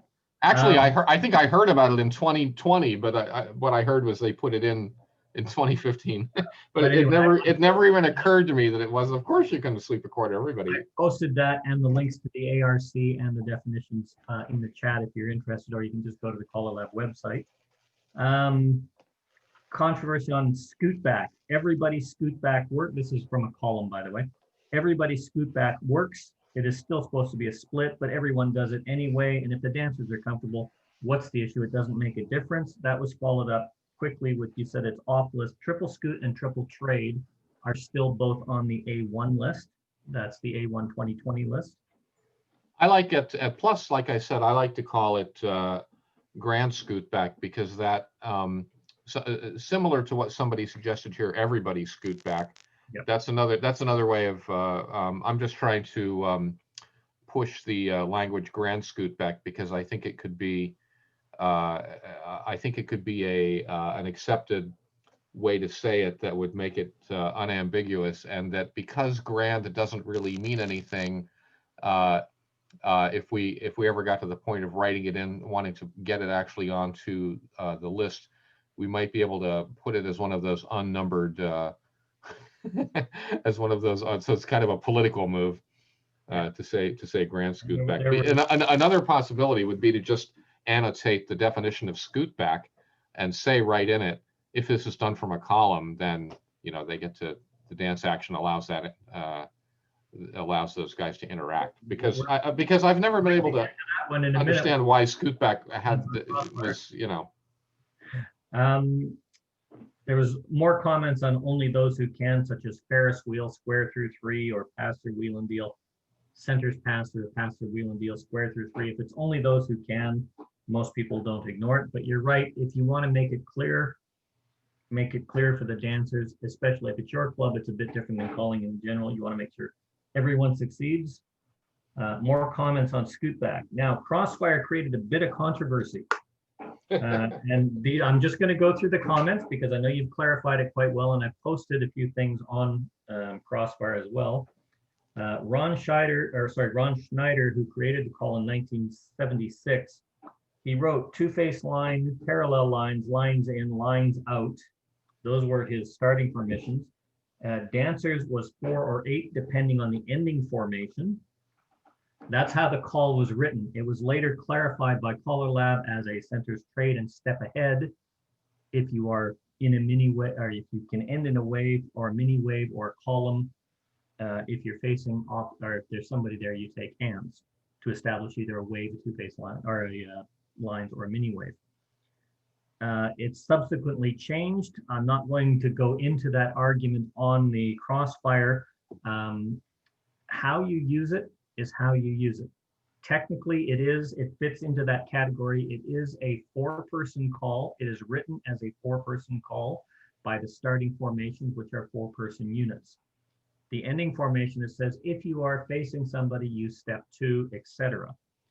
That breaks the 4-person call. That's where the controversy comes. And where it is, it's how you use it, as long as it's clear. A lot of callers would not call CrossFire extend to make the quarter tag. They just call CrossFire and hope you're in that quarter tag. On the CEDAR website, it says the Color Lab definition ending, and then it also says our definition ending, and it shows both formations, the quarter tag. I'll get to you there in a minute, Jeff. I just want to go through the rest of these, but you'll be first off the mark. So just be aware of that. Once again, as Chris said, it's got to be clear to your dancers what you expect of them. And that came up an awful lot. We noticed we lost a few callers there. They said a lot of what you were saying was over their head because they were focused on challenge and plus, and they don't know any of those kinds of things. A few diagrams would have been nice. It was asked what program you were using. You said that was SD or SD caller. It's the program is called just SD. SD. And yeah, there's a mailing list called SD callers. I don't know of a program called SD caller, but there may be. But the one I'm using is called SD. And the other one is it free? It is free. Okay. There was a question, Caminations was CrossFire from inverted lines ending in waves, etc. More on and the positions. Question, a good example of the definition versus what we're doing and what's common. Wrong way promenade is the same as reverse promenade. I'm not exactly sure I'd make that argument. Not adjusting square needs to be taught in lessons. As you teach for basic and mainstream, we teach basics and mainstream to adjust the squares. There was a few comments on this. We need to teach dancers not to adjust the squares, or rather we need to unteach adjusting the squares when we get up to the higher levels. Another one, if something is ambiguous and you went in this, use helper words that get the dancers where you want them to be. Like anything, you could tell 10 people to do something and half of them would interpret it differently. For new callers, I'll let you address this one if you want, but it's one of the callers said, I teach my student callers to build their sequence with SD caller or another choreographic program. Then they check them with their checkers. And if they can't get the checkers to do a dance sequence correctly, they should not be calling that sequence yet. When I started the course, like you and a number of people here, there were no programs that would do this. The first program that anybody wrote, I think, was done by Clark Baker. It ran on a very unique computer that was only available to about 30 or 40 people in the entire world. It was not a computer you could buy. Well, you could, but it was $250,000 and it was a single user computer. But the next one that came out after that was this SD program that I used, that was written by the person who wrote that, myself, the guy that I mentioned, Clark Baker, who wrote the first one. We were all working at the same laboratory over the years and together. But so anyway, so I got to be the first user of Bill Ackerman's SD program, but and it's been in continuous development ever since then. That one, SD, has the feature that it tries really hard to follow the Color Lab definitions, and if you want to see if something is legal, one place to start is by typing it into SD. However, you should never absolutely believe when you do that experiment that the program is guaranteed to be correct, because all of the programs have issues, some of which are known and some of which are not. And so Bill tries to make SD be that accurate, but even he would tell you just because SD will do it doesn't actually mean that it's legal. because it'll, you know, it has bugs like everything else. I would tend to, if I were going to do it, I would, and what I did originally was I would write the stuff by hand, and then after that I would run it through the program. But of course, at that point, it was because I was always having my choreography checked. What I would do is I would write my choreography, and then especially when I started doing the challenge stuff, which for me actually was right away. It was a very weird story, but anyway, I would take my all my challenge material that I was going to call at the next dance, and farm it out to a bunch of C4 dancers and C4 callers that I knew. I'd have them, I checked it, you know, when I wrote it, and then I checked it again, and then I gave it to them, and then they checked it. And by the time I picked up a card to read it at the dance, it had 3 check marks on it indicating the dancer. And then later, another possibility was instead of having all the different people check it, I would write it, then I would check it, and I would write a check mark on the card. These are actual index cards, right, with a pen. And then I would type it into SD and run it through that and see if SD liked it. And then I would put an additional little line through the check mark. So I would do it by hand first, so that I knew what it was supposed to do, and that I understood the call. And then I would run it through the program and see if the program agreed with me. Yeah, well, there are a number of different options available, and like I said, I'm a strong proponent of, as a caller, what works for you best is right for you, and if that's what works for you, that's what you should use. But don't get rid of everything else. Everything is there to help you. But the programs and checkers are a whole new different discussion. Janet Lewis put a comment up here, which I am going to share, about Colorama. There's a brand new Facebook users group for Colorama, so if you're interested in using that, you can see that. Scoot back, the comment was made that there was no real difference between everybody scoot back, triple scoot, etc., etc. A comment was made, there is a difference between scoot back and roll and triple scoot and roll. I don't see it, but I'm just looking at it from a column. I can't see where the right hand turn and a roll is going to make too much of a difference, but we can expand on that part of the choreography later. Different colors, and there are more comments on the square dance programs about color sequencing and various, and the programs.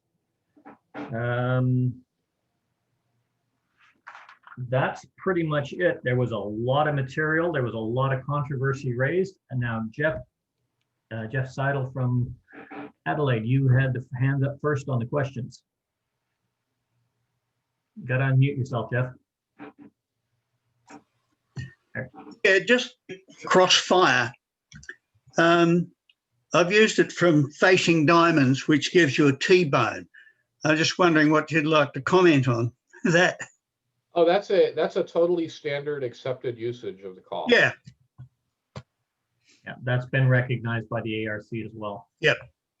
And I mean, from that T-bone, you can get back into Facing Diamonds by coordinate, which is a little bit controversial there, but it would still work. But Crossfire from diamonds, standard diamonds, is not acceptable. It's one of those things where the definition. No. Yeah, it has to be the Facing Diamonds. Otherwise, you have the problem. Yeah, Facing Diamonds gives you T-bones. Yeah. And from that T-bone you form, coordinate is possible. Yeah. Which puts you back into Facing Diamonds. Yeah. I'd have to work it through because I haven't called that particular one, but it's quite possible that it's true. Mm. Yeah, it is. We've looked at it. It works. But you got to have really good dancers on the floor. Okay, the floor is open if anybody wants to make any comments. I see Alan's got his hand up. And me, Mel. You'll need to unmute, Alan. Sorry. Chris, I'd just like you to comment on, you say four-person call, a four-person call always stays a four-person call, but the ending result is often an 8-person formation, even though you don't want to recognize it. And we have scoot back from quarter tag, where you've really got interlocking groups of 4 rather than and you've got scoot back from a column of 6. So would you like to comment on those? The scoot back from the quarter tag is doing scoot back from two 4-person setups. I mean, in general, right? When normally all 8 people are involved, even if the call is just right and left through from lines or something, right? That doesn't make it an 8-person call. And the scoot back one from a quarter tag, it's the formation that the scoot back is being done in is called a single quarter tag. So if you draw a line and slice through the middle of the quarter tag, you're just doing it in 2 of those that happen to be side by side. And then the one from a column of 6, yeah, well, that's just some other call. I don't know what that is. I do it. I can clarify that if you want.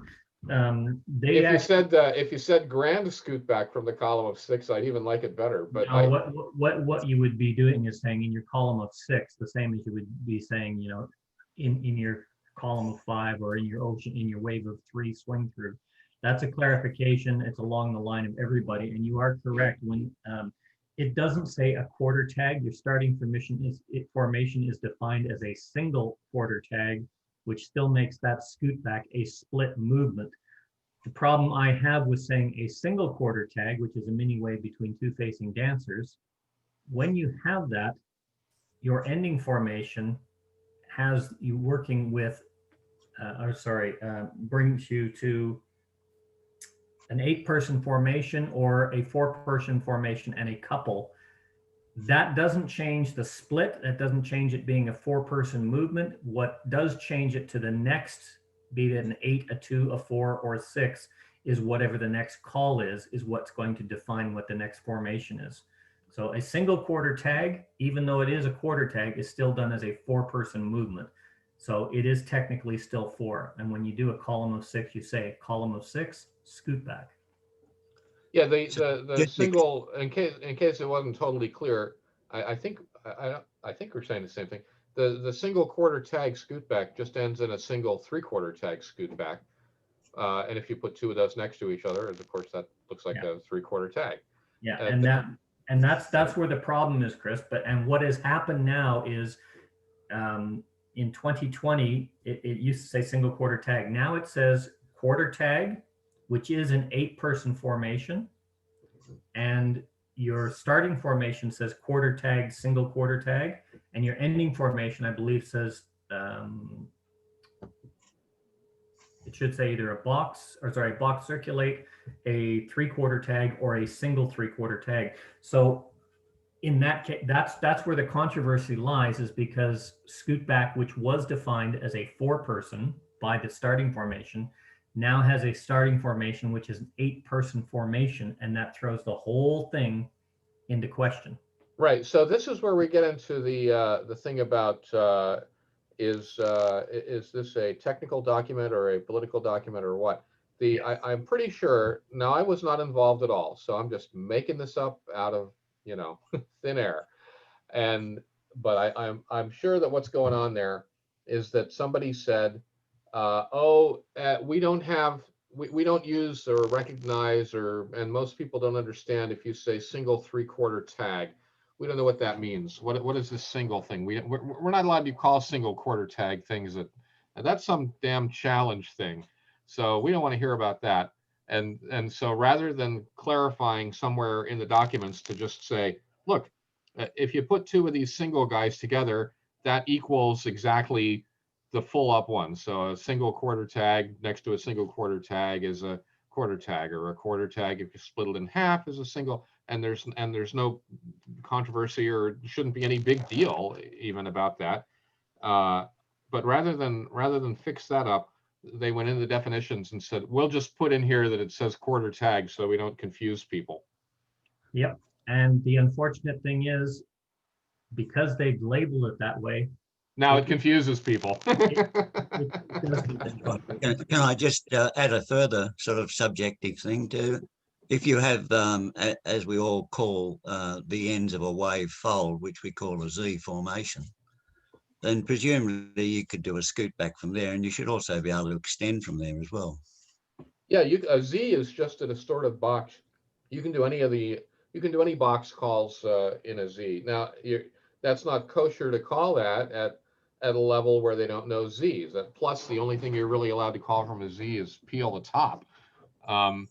Because almost any other call you can think of is going to end in another Z, or a whacked out offset formation. I hate to say it, a Z, an ends fold, swing through ends fold is a single quarter tag. It's 2 single quarter tags. Yeah. So at higher levels where you're allowed to say things like single quarter tag and Z, and the dancers know what that means, you could say any kind of distorted box, and you just say what it is that you want, and what any call at all. It's 4-person calls that that you can do in there. You can do in there. Okay. I am going to ask one thing, unless we get into higher level discussions. We do have a lot of new callers online.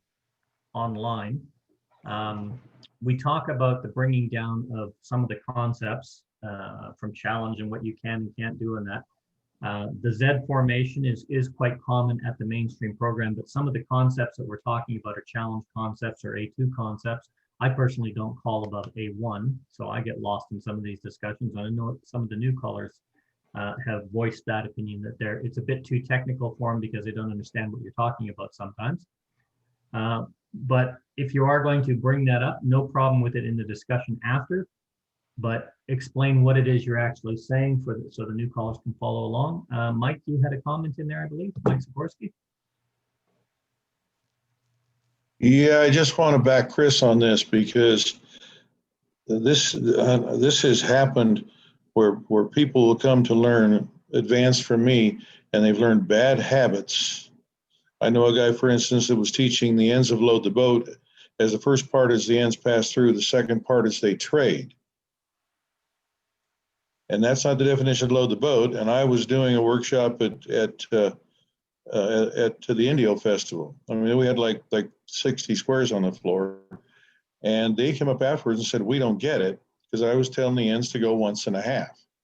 That means the second person they meet, they crash and they hold right hands. And I said, "I don't know what your caller's teaching you, but the definition of load the boat is you pass 3. But what happens is those dancers lose respect for the person that taught them incorrectly. So it may sound like it's not relevant, that you should be consistent with what's taught at the next level up or the level up after that. But if the dancer you taught, that you still want to come dance at your club, learns that you didn't teach them right, they may not come back to you because they've lost respect. So I just want to double down and back Chris on this. Yeah, I agree. One of the things that was mentioned earlier today in a session with Don Beck, he noted a lot of the times you're asked to call and do a dance, either do a workshop, not do a workshop, or you want to do something, and exactly what you're describing would happen. You're advertised to do an all position plus dance, and you call that, but that's not what they were taught, or that's not what they were taught.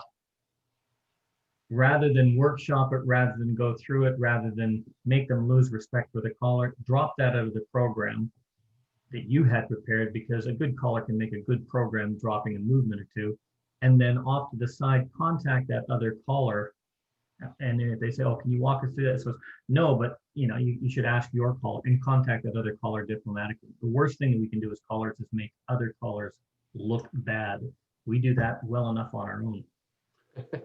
Hey, I'd like to know more specifically. I know that we blew through a lot of stuff there, and some of the examples that I showed involved some things that you can only do at challenge, or showing how essentially what somebody was trying to do at mainstream was really a challenge thing, and here are the rules that they should that are involved that they didn't know. That was some of that went on, but I'd like to hear from the new people specifically things that they didn't understand, that they thought were challenge things or whatever, that went over their heads, because I don't want to leave them behind. I want to make sure we can clear up any particular questions they might have. This presentation is really for them.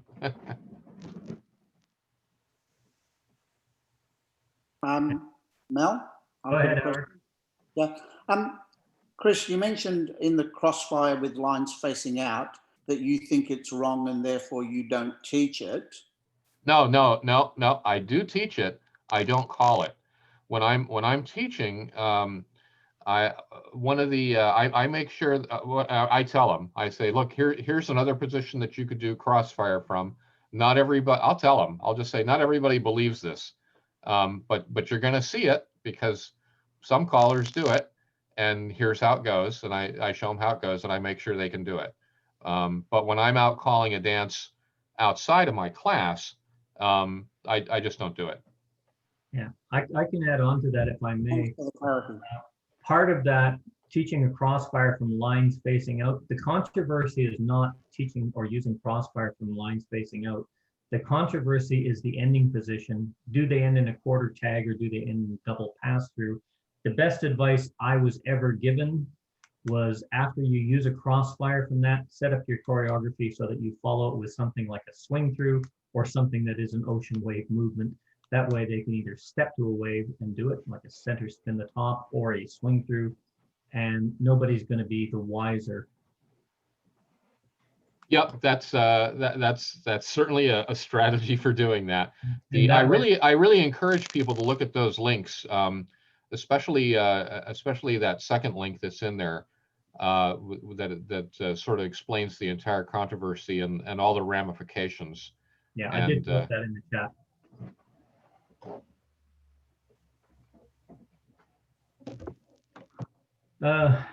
We have a few of the newer callers up there. Don't hesitate to ask questions. If there's something you didn't understand or if there's something that you did. We also have a lot of new callers that come in periodically that are challenge or A2 dancers that have just started calling.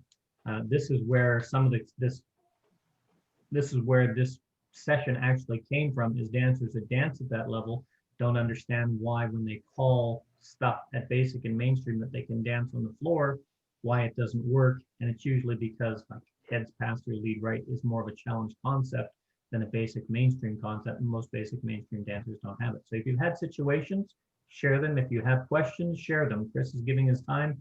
He's put himself in the firing line, so take a few pot shots with the flak jacket. The last slide, we're going to give you the slide deck, and the last slide in there, in case you don't already have it, has my email address on it too. So if you're trying to formulate your question and you're not quite ready to ask it here, you can always feel free to shoot me an email anytime. You know, I'm one of those people that's always happy to give you my opinion. I know, Guido, are you still with us or are you sleeping over there? No, I'm still with her. But since Guido, all my questions are answered, I don't have any. Guido's going to be with us next week. He's volunteered to tackle a very, very difficult subject, which is reverse engineering. Difficult subject because you can't make the square dance programs run backwards, unfortunately. I can. Oh, you can. Okay. Well, this should be interesting. But what we're looking at is a lot of the newer callers have started working backwards from the end position of swing and promenade for their singing calls, and they pick a feature movement. Now, how do I want to do this? How do I work backwards to get to what do I want to do? And Guido's going to be taking us through a lot of that concept next week for both patter and singing calls, I believe, Guido. Pardon? Are you the last sentence? Are you doing that for both patter and singing calls? Actually, I'm only doing it for one call. Or okay, that's fine. Because I give an example to a complete sequence, but I'm actually doing it for one call, because if you can do it for, say, what can I call before I swing through, and what do I need to have?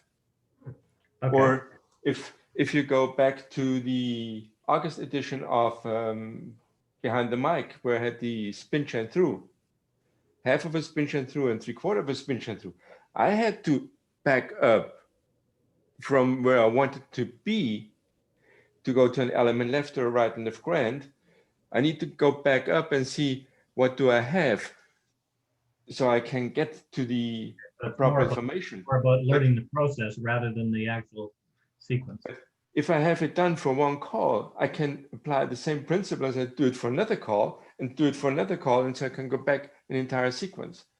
We look forward to hearing from you next week. But I will give an example of what I did. I wanted to do an element lift where everybody ends at home. So you need to have a square that's in a 45-degree angle. Fair enough. Like everybody from a static square face your corner. If you do an element lift from there, everybody ends at home. Well, we look forward to your presentation, Guido. Don't give us too many spoilers. No, this is just I don't tell you now what I did to get there, but this is a position you don't see. Yeah. I can see a get out from, let's say, across the street box plus right and left through, because I've taken that position for many times and say, what can I do from there? So I look at the square and I see where this position is, where this formation is, and I can go there and have the get out. But sometimes I need to move backwards because you cannot see a complex combination. I think you've got a couple of tweet teasers there, Guido, because I saw about 6 heads going like this. And then, Alan, you had your hand up. While Chris has the floor, I just thought it'd be nice to hear his thoughts on what things could be added at the mainstream program. That means, that would improve things right through the system, right through to challenge in terms of, learning things once and not having to relearn them. And one that I thought of was touch. We don't have a call touch, but what's his thoughts on that? Could we improve the bottom end programs? I think they just need to be, one of the things about the way Caller Lab works is that there's several different committees involved in getting these different end products out. And so, for example, the group that does the definitions is not the same group that does the standard applications. And the way the things filter through the process, the different processes, at the end, I feel like callers don't know, they don't have all the information that they could. Well, for example, just this business about talking about the single quarter tags versus the the quarter tag. That's an example of, there should be something somewhere that explains that, and then you don't need to try to inject it in. It seems to be a number of problems caused by trying to inject different clarifications into some of the definitions when that information is necessary for the caller, but it should be sort of separated from that, so that it doesn't, so that certain things are not conflated. As far as extending definitions like touch for the new callers here, I'm sure you all know touch a quarter, but you could also touch a half or touch 3/4, or you could just touch. If you just say touch, that means 0 quarters. It just means make an ocean wave. And sometimes you'll even hear callers say that. You can always slip things in, the caller at a mainstream or a basic session could say, everybody touch to an ocean wave. And the dancers don't know the word touch was the call, but he was just kind of throwing that in there a little bit, maybe get you kind of used to hearing it. So if we put touch on there instead of just touch a quarter, then we would have to make sure that there's an appropriate document somewhere that says, hey, at mainstream and plus, it's really just touch a quarter is the only one that you ought to be calling, or maybe just touch and touch a quarter and not these other ones, because what happens is callers get really excited when they see anything on the definition and they think, well, I want to use this to its full extent, and whatever variations I can glean from here that seem like they might be available. And and they just naturally want to do that. So you got to put the brakes on, or it causes unrealistic expectations of the dancers, which is, that's what it's all about, is the dancers. So you more information, and the standard application documents were invented for that purpose, for example. Yeah, just to note that the word touch, that doesn't come into it, I believe, until the movement square through, which is the first time that it's defined, and that's in the basic program, and talks about what are exceptions, what are, like you've got touch a quarter and left touch a quarter, etc., that are good, but they talk about pulling by and then blending into the touch for the next movement. So the touch actually is defined by the next movement that's going to follow the touch, and that's really the first place it comes into, and that's in the basic definitions. But I don't think touch itself is ever defined anywhere through any of these documents. It just means step to a wave. Oh, I know what it means. Yeah. I was just saying, Yeah, no, I know. I'm just making sure that the newbies know. Yeah, because it's used, I think, only once. The only reason I know that is I was asked to do a piece on this a while back, that something that is common, absolutely common, everybody touch or touch to a wave. The phrase touch to a wave is not in any of the documentation. The phrase touch is not in any documentation other than that one use, and that was defined, I believe, in the movement square through, or not defined, was referenced in the movement square through, talking about after doing something after turn through, coming to a touch a quarter or a left touch a quarter or something like that. And it's a very, it's another one of those unwritten things that most callers use. It's commonplace, it's been used by everybody, but it's just been left hanging there in the open. But it brings you to the question that I sort of fell over when I started, that I thought basics meant the basic movement actions that you could have in square dancing, and I was wrong by that. That there was just really a list of calls, where I've thought all along things like wheeling left and wheeling right, all those things, if they were taught as a basic action, not as a call, that when you come to things like wheel and deal and all that, it's predefined in effect. You're teaching by progression. And so turns, touch and turn a half, or what is a turn, or those sort of things are not really taught as separate issues, other than when you teach a call. When I'm teaching, there's sometimes the people that the club will hire me, and they'll say, well, how many things is it that you're going to teach, right? And they're thinking it's going to be a number of calls. And then I look at my spreadsheet and I'm like, well, let's see, this is we're going to teach mainstream, so that'll be about 230 things.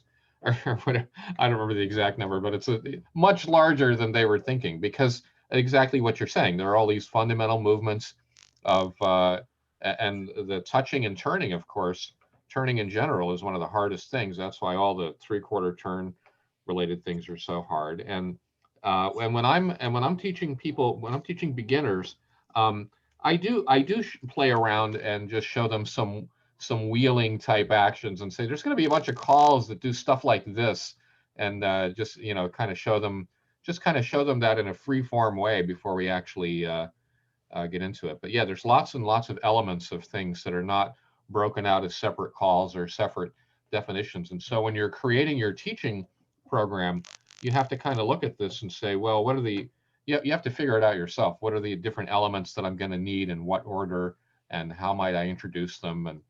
And that's always just a trick. That's always just a trick for the teacher to figure out. Yeah. You mentioned, Alan, that you thought the dance action was the basics and whatnot. I was taught very early, that was by Al Stevens in Europe, that basic, mainstream, plus are nothing more than an administrative reference list for dancers and callers.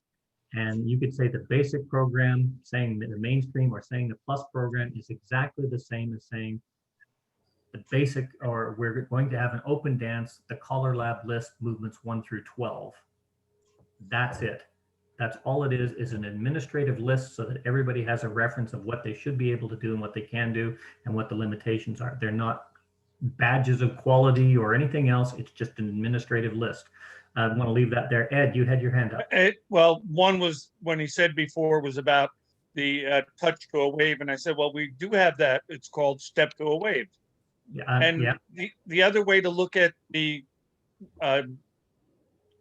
programs is it's volume 1, volume 2, volume 3, volume 4. Now it's like an encyclopedia, though.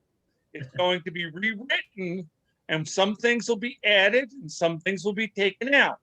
So your volume 1 and volume 2 from different editions will be different. Yep, absolutely. Step to a wave is, I think, 36 on the program.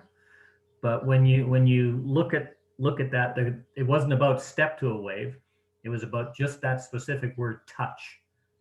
You know, Yeah. we use it, and in fact, even the square dance programs have touch as a defined action for dancers to step to a wave.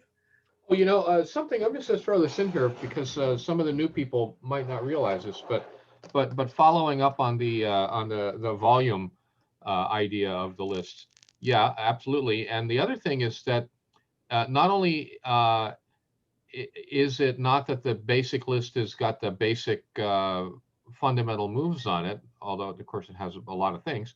It's also not a historical.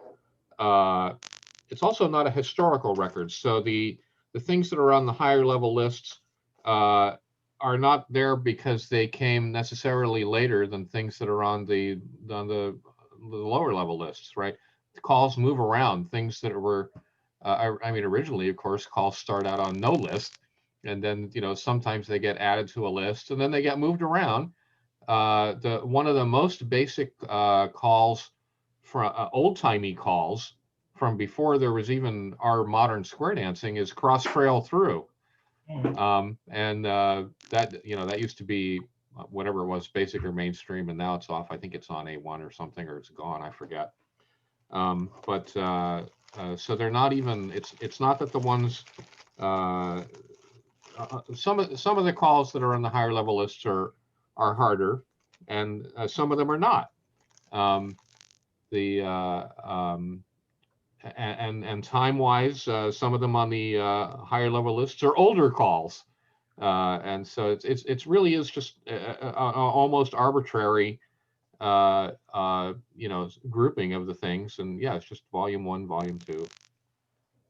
Yep. Yeah, I was looking that up myself, and Guido just said it's in the Burleson list. I've just pulled up the 1980. I don't know if you can see that or not, with the 1980 collar teacher's manual, and touch is part of the touch family, movement number 46, touch and touch a quarter. But it's no longer on any of the lists. And like I said, I thought it was interesting because it's something that everybody uses, everybody still uses, but as a word and as a movement, it's used only once in abstract, hanging there and nowhere. And that's on the movement square through, just to add confusion.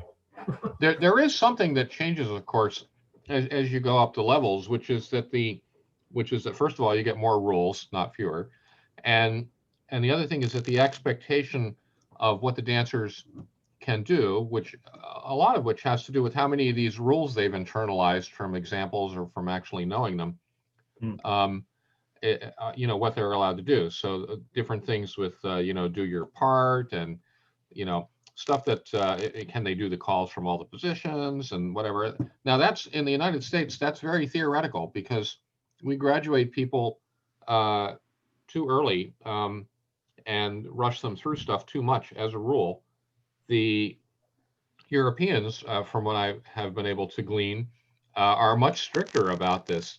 And if it says you're supposed to be able to do these calls from all these positions, well, then by golly, you better be able to, or you're not going to be graduating. But you get a bunch of people in to do A2 class, and you find that they can't even do basic level calls from all the positions sometimes. But theoretically, that's it's supposed to be that they can, and so there is that.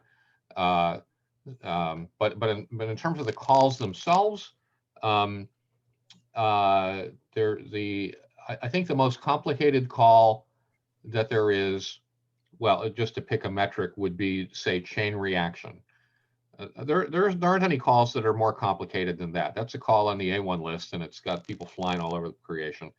And there's lots and lots of calls, but there's no, for example, there's no C4 call that's harder than chain reaction. It's just that there's lots of them, and you can do them from more positions. And we add on all these things that are called concepts, like the as couples thing at A1, things that are like that, and phantom concepts. And we add on junk like that to make it harder and harder, which is the only point of challenge, is just harder, because you were bored, so you want something harder. And there's controversy, Chris. What do you say? I said, oh, there's controversy. Because you were bored, I said, well, that's a whole session in itself, and I'm yet to find a caller that's well. I'm referring to the dancer being bored, and they're like, oh, we're tired of this stuff, and it's like, oh yeah, well, you like puzzles? Oh, well, I got a puzzle for you. That's what challenge is. Well, that's like I said, that's a whole new session. I have never in my life have I ever found a dancer that was responsible for rushing classes through. Never in my life have I ever found a dancer that could be held accountable for having dancers that were not able to dance the plus program on a plus floor, or advanced dancers that could not dance basic. That's totally on the callers. That's the callers exaggerating. Exactly right. I will always blame the callers for that, and we as a collective need to say, right, enough is enough. We're the ones that created this problem. We're the ones that created the need for an SSD program, because we don't have dancers that can dance, and we've created this monster of a lot of high-level dancers that are not going to come down and dance basic, mainstream, or even at plus, because they can't dance it because they were never taught it properly. We have plus dancers that can't dance except to their own callers, and callers that farm only to themselves. That is us as callers collectively that have made this problem. Now, it doesn't matter who, what, where, or, this is a problem, has been 30 years in the making. It's probably going to be at least 30 years in the fixing, but it's only going to be able to be fixed if we all work together on that. Now there was a time, of course, in the heyday of all this stuff, and calls being. I remember the caller note services I would get, and there'd be like 30 new calls a month at least that people had invented, and some of them caught on, and most of them didn't. But people were going crazy with that, and we had all the and the lists themselves. Really, even if you think back to the to the basic, mainstream, and plus list, those are reactions to things going so well that there's so many calls that they needed to break it up somehow. That's and dancers were enthusiastic about that, and we had C4 and we had everything. That's not and that was not a problem. The problem is that the world changed out from under us, and we did not adapt. People's schedules and just their expectations of how much time they want to spend and how they want to spend. That's what changed. And the SSD program and things like that are very late, unfortunately. But those are the proper reactions to adapting to the market for how people want to do those things. If people want to go off, and some of them want to go crazy and go learn C4 and whatever, that's great. I don't think anybody is particularly rushing anybody to get up there so much. But the way that the dancers, the way that the market is, and how much time they have and how they want to use it relative to the programs that we're offering, that's what's been out of sync, and that's what causes a lot of the rushing. There are some other things that cause rushing, and they're mostly social things that kind of are the dancers' fault. Yeah. But I don't even blame the dancers for that. I blame the callers for that as well. And the only reason I'm going to say that is I was asked to do an analysis on that, and I took two activities: square dancing and a very little known activity, which was curling. And I compared the two, and I compared the stats, and this BS is what I call it, of the population today is a whole different mindset, and they don't find time to do this, and they don't want to spend or commit a week. But you look at the demographics of people ages 16 to 30, almost every one of them commits to an activity at least once a week. They're either on a sports team, they go curling, they go out with their friends every week, they go out and they do something. The demographics of the older people, they belong to a club or an organization, and they will go. Darts clubs are phenomenally packed. Curling clubs in Canada are phenomenally packed. There's other organizations which are phenomenally packed once a week that people commit to it. And why? Because they've got that social aspect of seeing their friends. There are groups that are better. There are groups that go on and are professional and that do things at a higher level or at a more advanced level and competition, but they all still get together. And why? It's because they're having fun as a group collectively doing what they all do. Which of those things, like in curling, do they say you have to take curling lessons for a year, at which time we'll evaluate whether or not you'll be allowed to go to your first curling game? That's exactly what I was talking about. Curling is fun. It takes probably about a good 15, 20 weeks to actually learn how to curl, maybe a little bit longer, and to actually be good at it. And people do, they take lessons and they get it, but they're up there and they're doing it right from the start, and they're making mistakes and they're laughing, they're hooting and hollering. The fact that they, there's a bunch of fat overage, balding men generally, and then their partners get into because the wives want to do something with them, and they get the ladies curling, and then they have the mixed curling, and then they have the A, B's, and C's of curling. It takes a while to do it, but they all go out and they have fun collectively. But it does progress to leagues, which are more defined, to competitions, to Olympic level curling. Oh, wait a minute. We have groups collectively dancing, square dancing. It takes 20 to 40 weeks to get good at that. We all get together and we socialize, but it takes, some groups will go up and get better and they'll go on to plus. And then some groups get on better. Oh, wait a minute. Some curlers go on to league.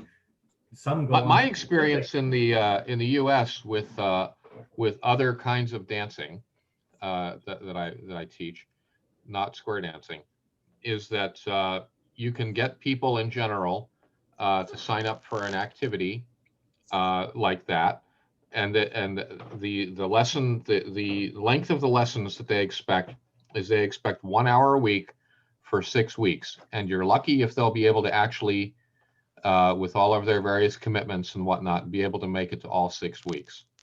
And that's interesting, because all of their various commitments, how many of those various commitments have they been doing every week?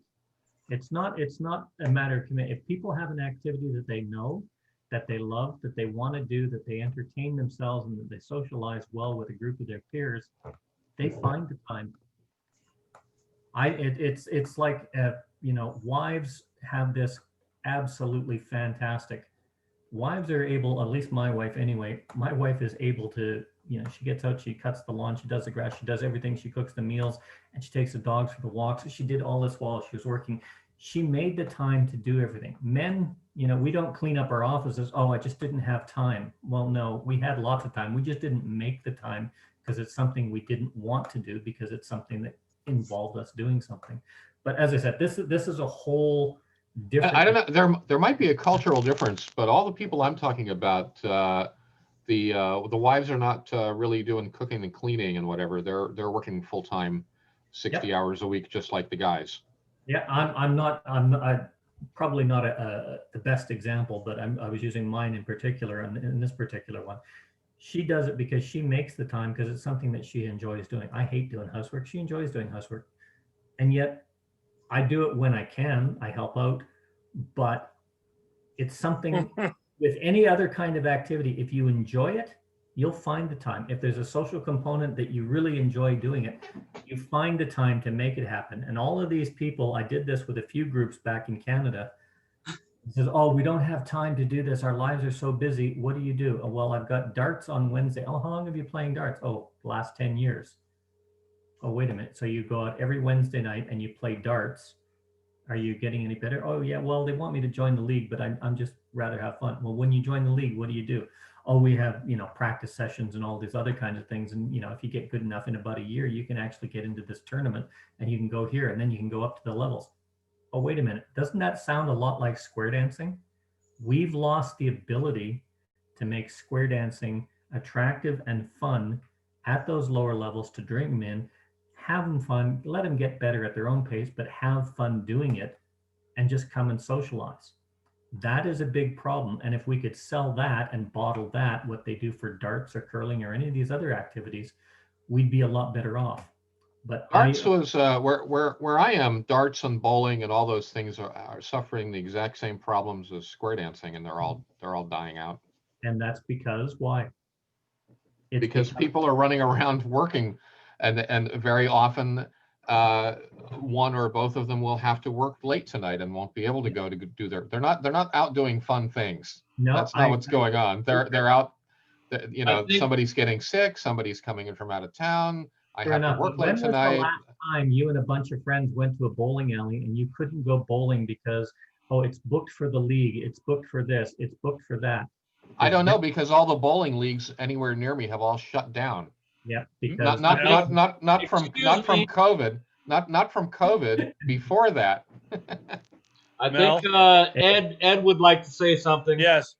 What Chris is trying to explain, Mel, is that what happened in America is we do not join things anymore. While the number of bowlers have increased, the number of leagues have decreased. In churches, we have mega churches people will go to, but they don't really need to necessarily join them and show up for choir practice on Wednesday and the building fund meeting on Thursday. We don't involve ourselves in that way. I know, because there's no need to actually become social with the people in your social circle. That's what we got Facebook for. Well, and approve what you're saying about the social part. When a club folds, at least in our area, when they folded, we lose those dancers. Yeah, and that's unfortunate. Because they were coming not so much for the dancing, but for the social activity. We even have a problem. Country clubs are suffering from membership, but golf courses are busy. People don't want to belong to things. They like the idea of coming in, getting done, doing what they want to do, and leaving. Whether it's the Elks Lob, the Moose, the BFW, the American Legion, all of those groups have suffered to loss of memberships.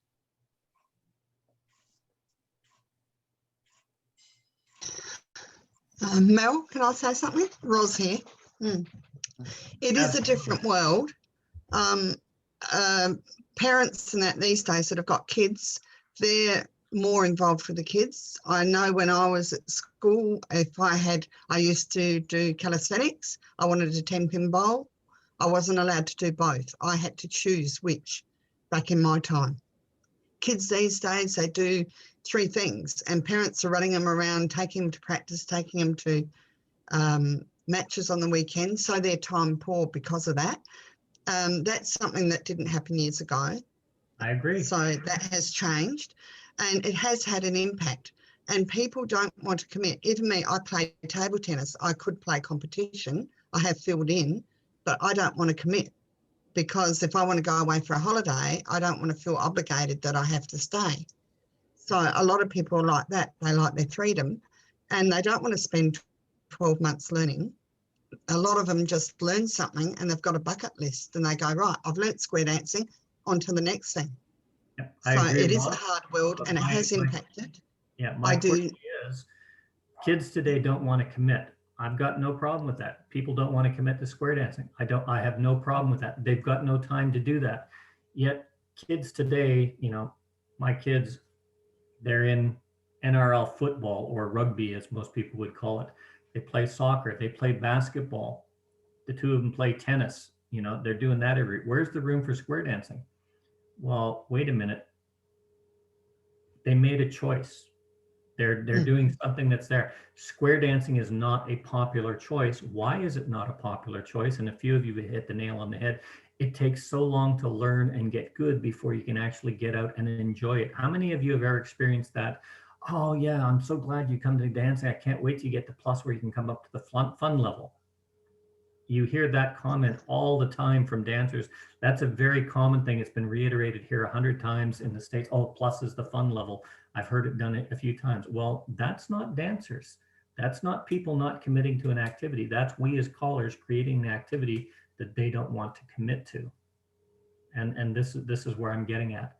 Yes, people used to commit to square dancing, but you know what? Football was there, but it was always there before, but it wasn't accessible to everybody. Hockey was always there before, but it wasn't accessible to everybody. You had to be able to do that. Square dancing was accessible to everybody. And that's what one of the things why it was so popular. It was an option for everybody, whether or not you wanted or not. Only the jocks or only the super gurus got onto the debate club or onto the photo club or onto the football team or the basketball team, but everybody could square dance. Well, now not everybody can square dance. That's been a very, very slow transition, and I understand that, and I'm not in disagreement with you, but that's a transition we've allowed to let happen over the last 30 years by not, as I think that was either you, John, or Ed, that said, we haven't adapted with the times. Well, I think what we did is we adapted wrongly to the times. We adapted by taking out what square dancing was, that social fun activity that anybody could do and have fun with and learn while you're doing it, and turned it into this administrative list is now equal to a status list, and the first one to get there wins the prize.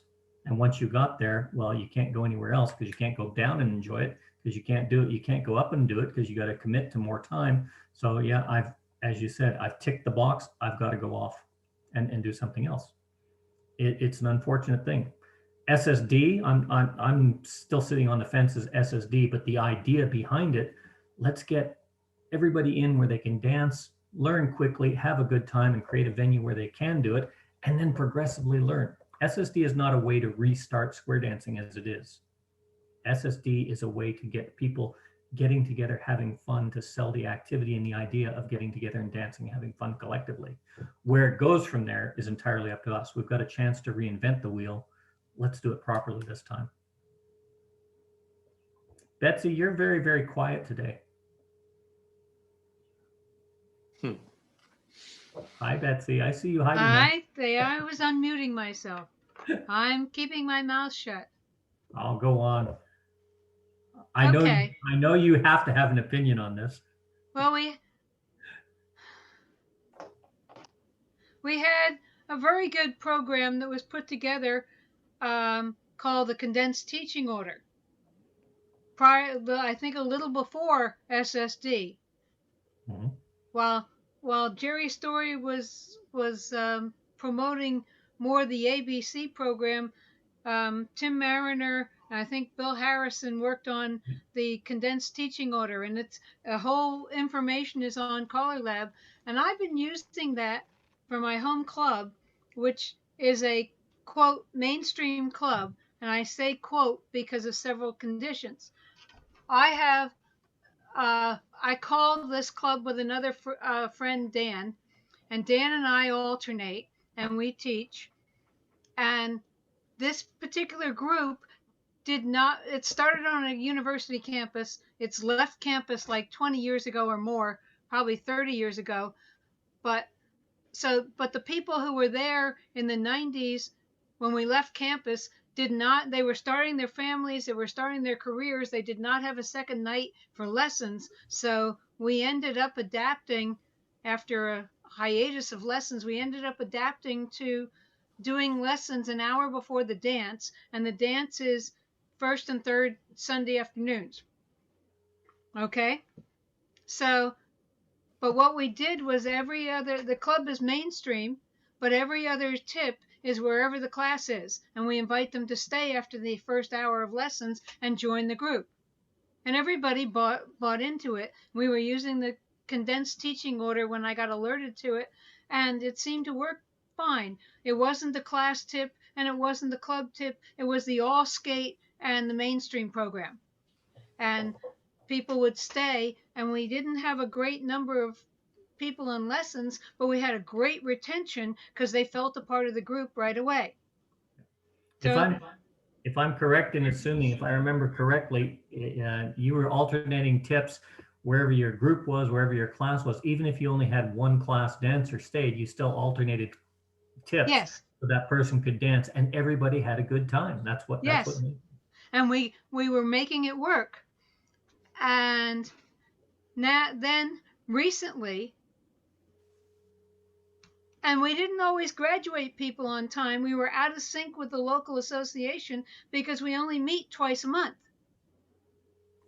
So we didn't necessarily graduate them, start them in September and finish in May because we didn't get it done. Even with a 12-week lesson, I'm sorry, but everything, condensed teaching order or 12-week or the SSD, is more ambitious than you can teach a lot of people in 1 hour. Those scheduled classes are not going to be taught in an hour. So you're not going to get them in 12 weeks. And if and not make them comfortable.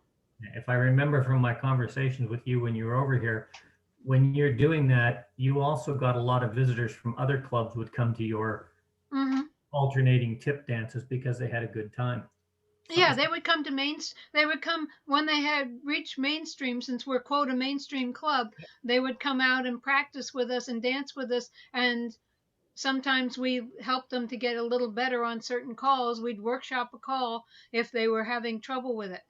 Yeah. And everybody had a good time.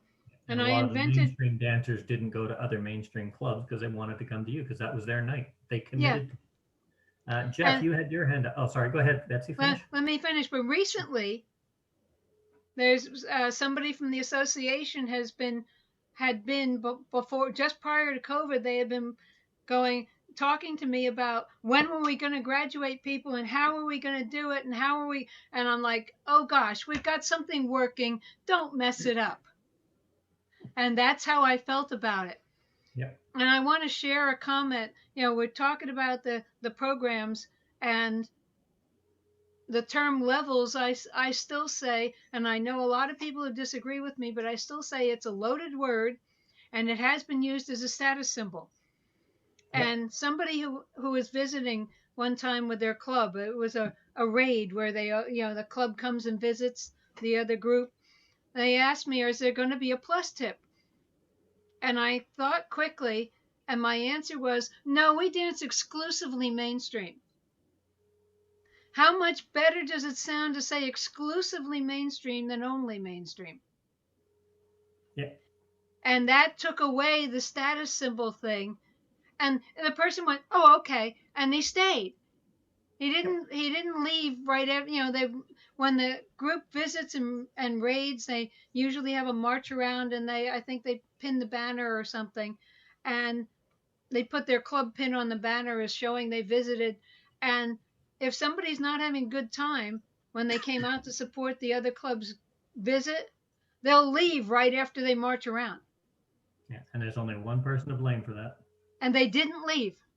Yep. Is what I'm saying. Even though there was going to be no plus tip, they didn't leave. Yeah, absolutely. Jeff, I really like that. I really like that exclusively. Yep. Yeah, I think one of the biggest problems is our dress code, especially when we promote square dancing, and especially the women say, "Well, I don't want that," or the men don't want this and that.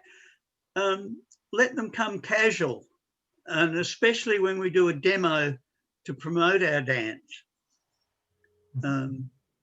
Dress code plays a big part, I know, and people just get turned off by it. Yeah, that's a topic that frequently comes up, and I'm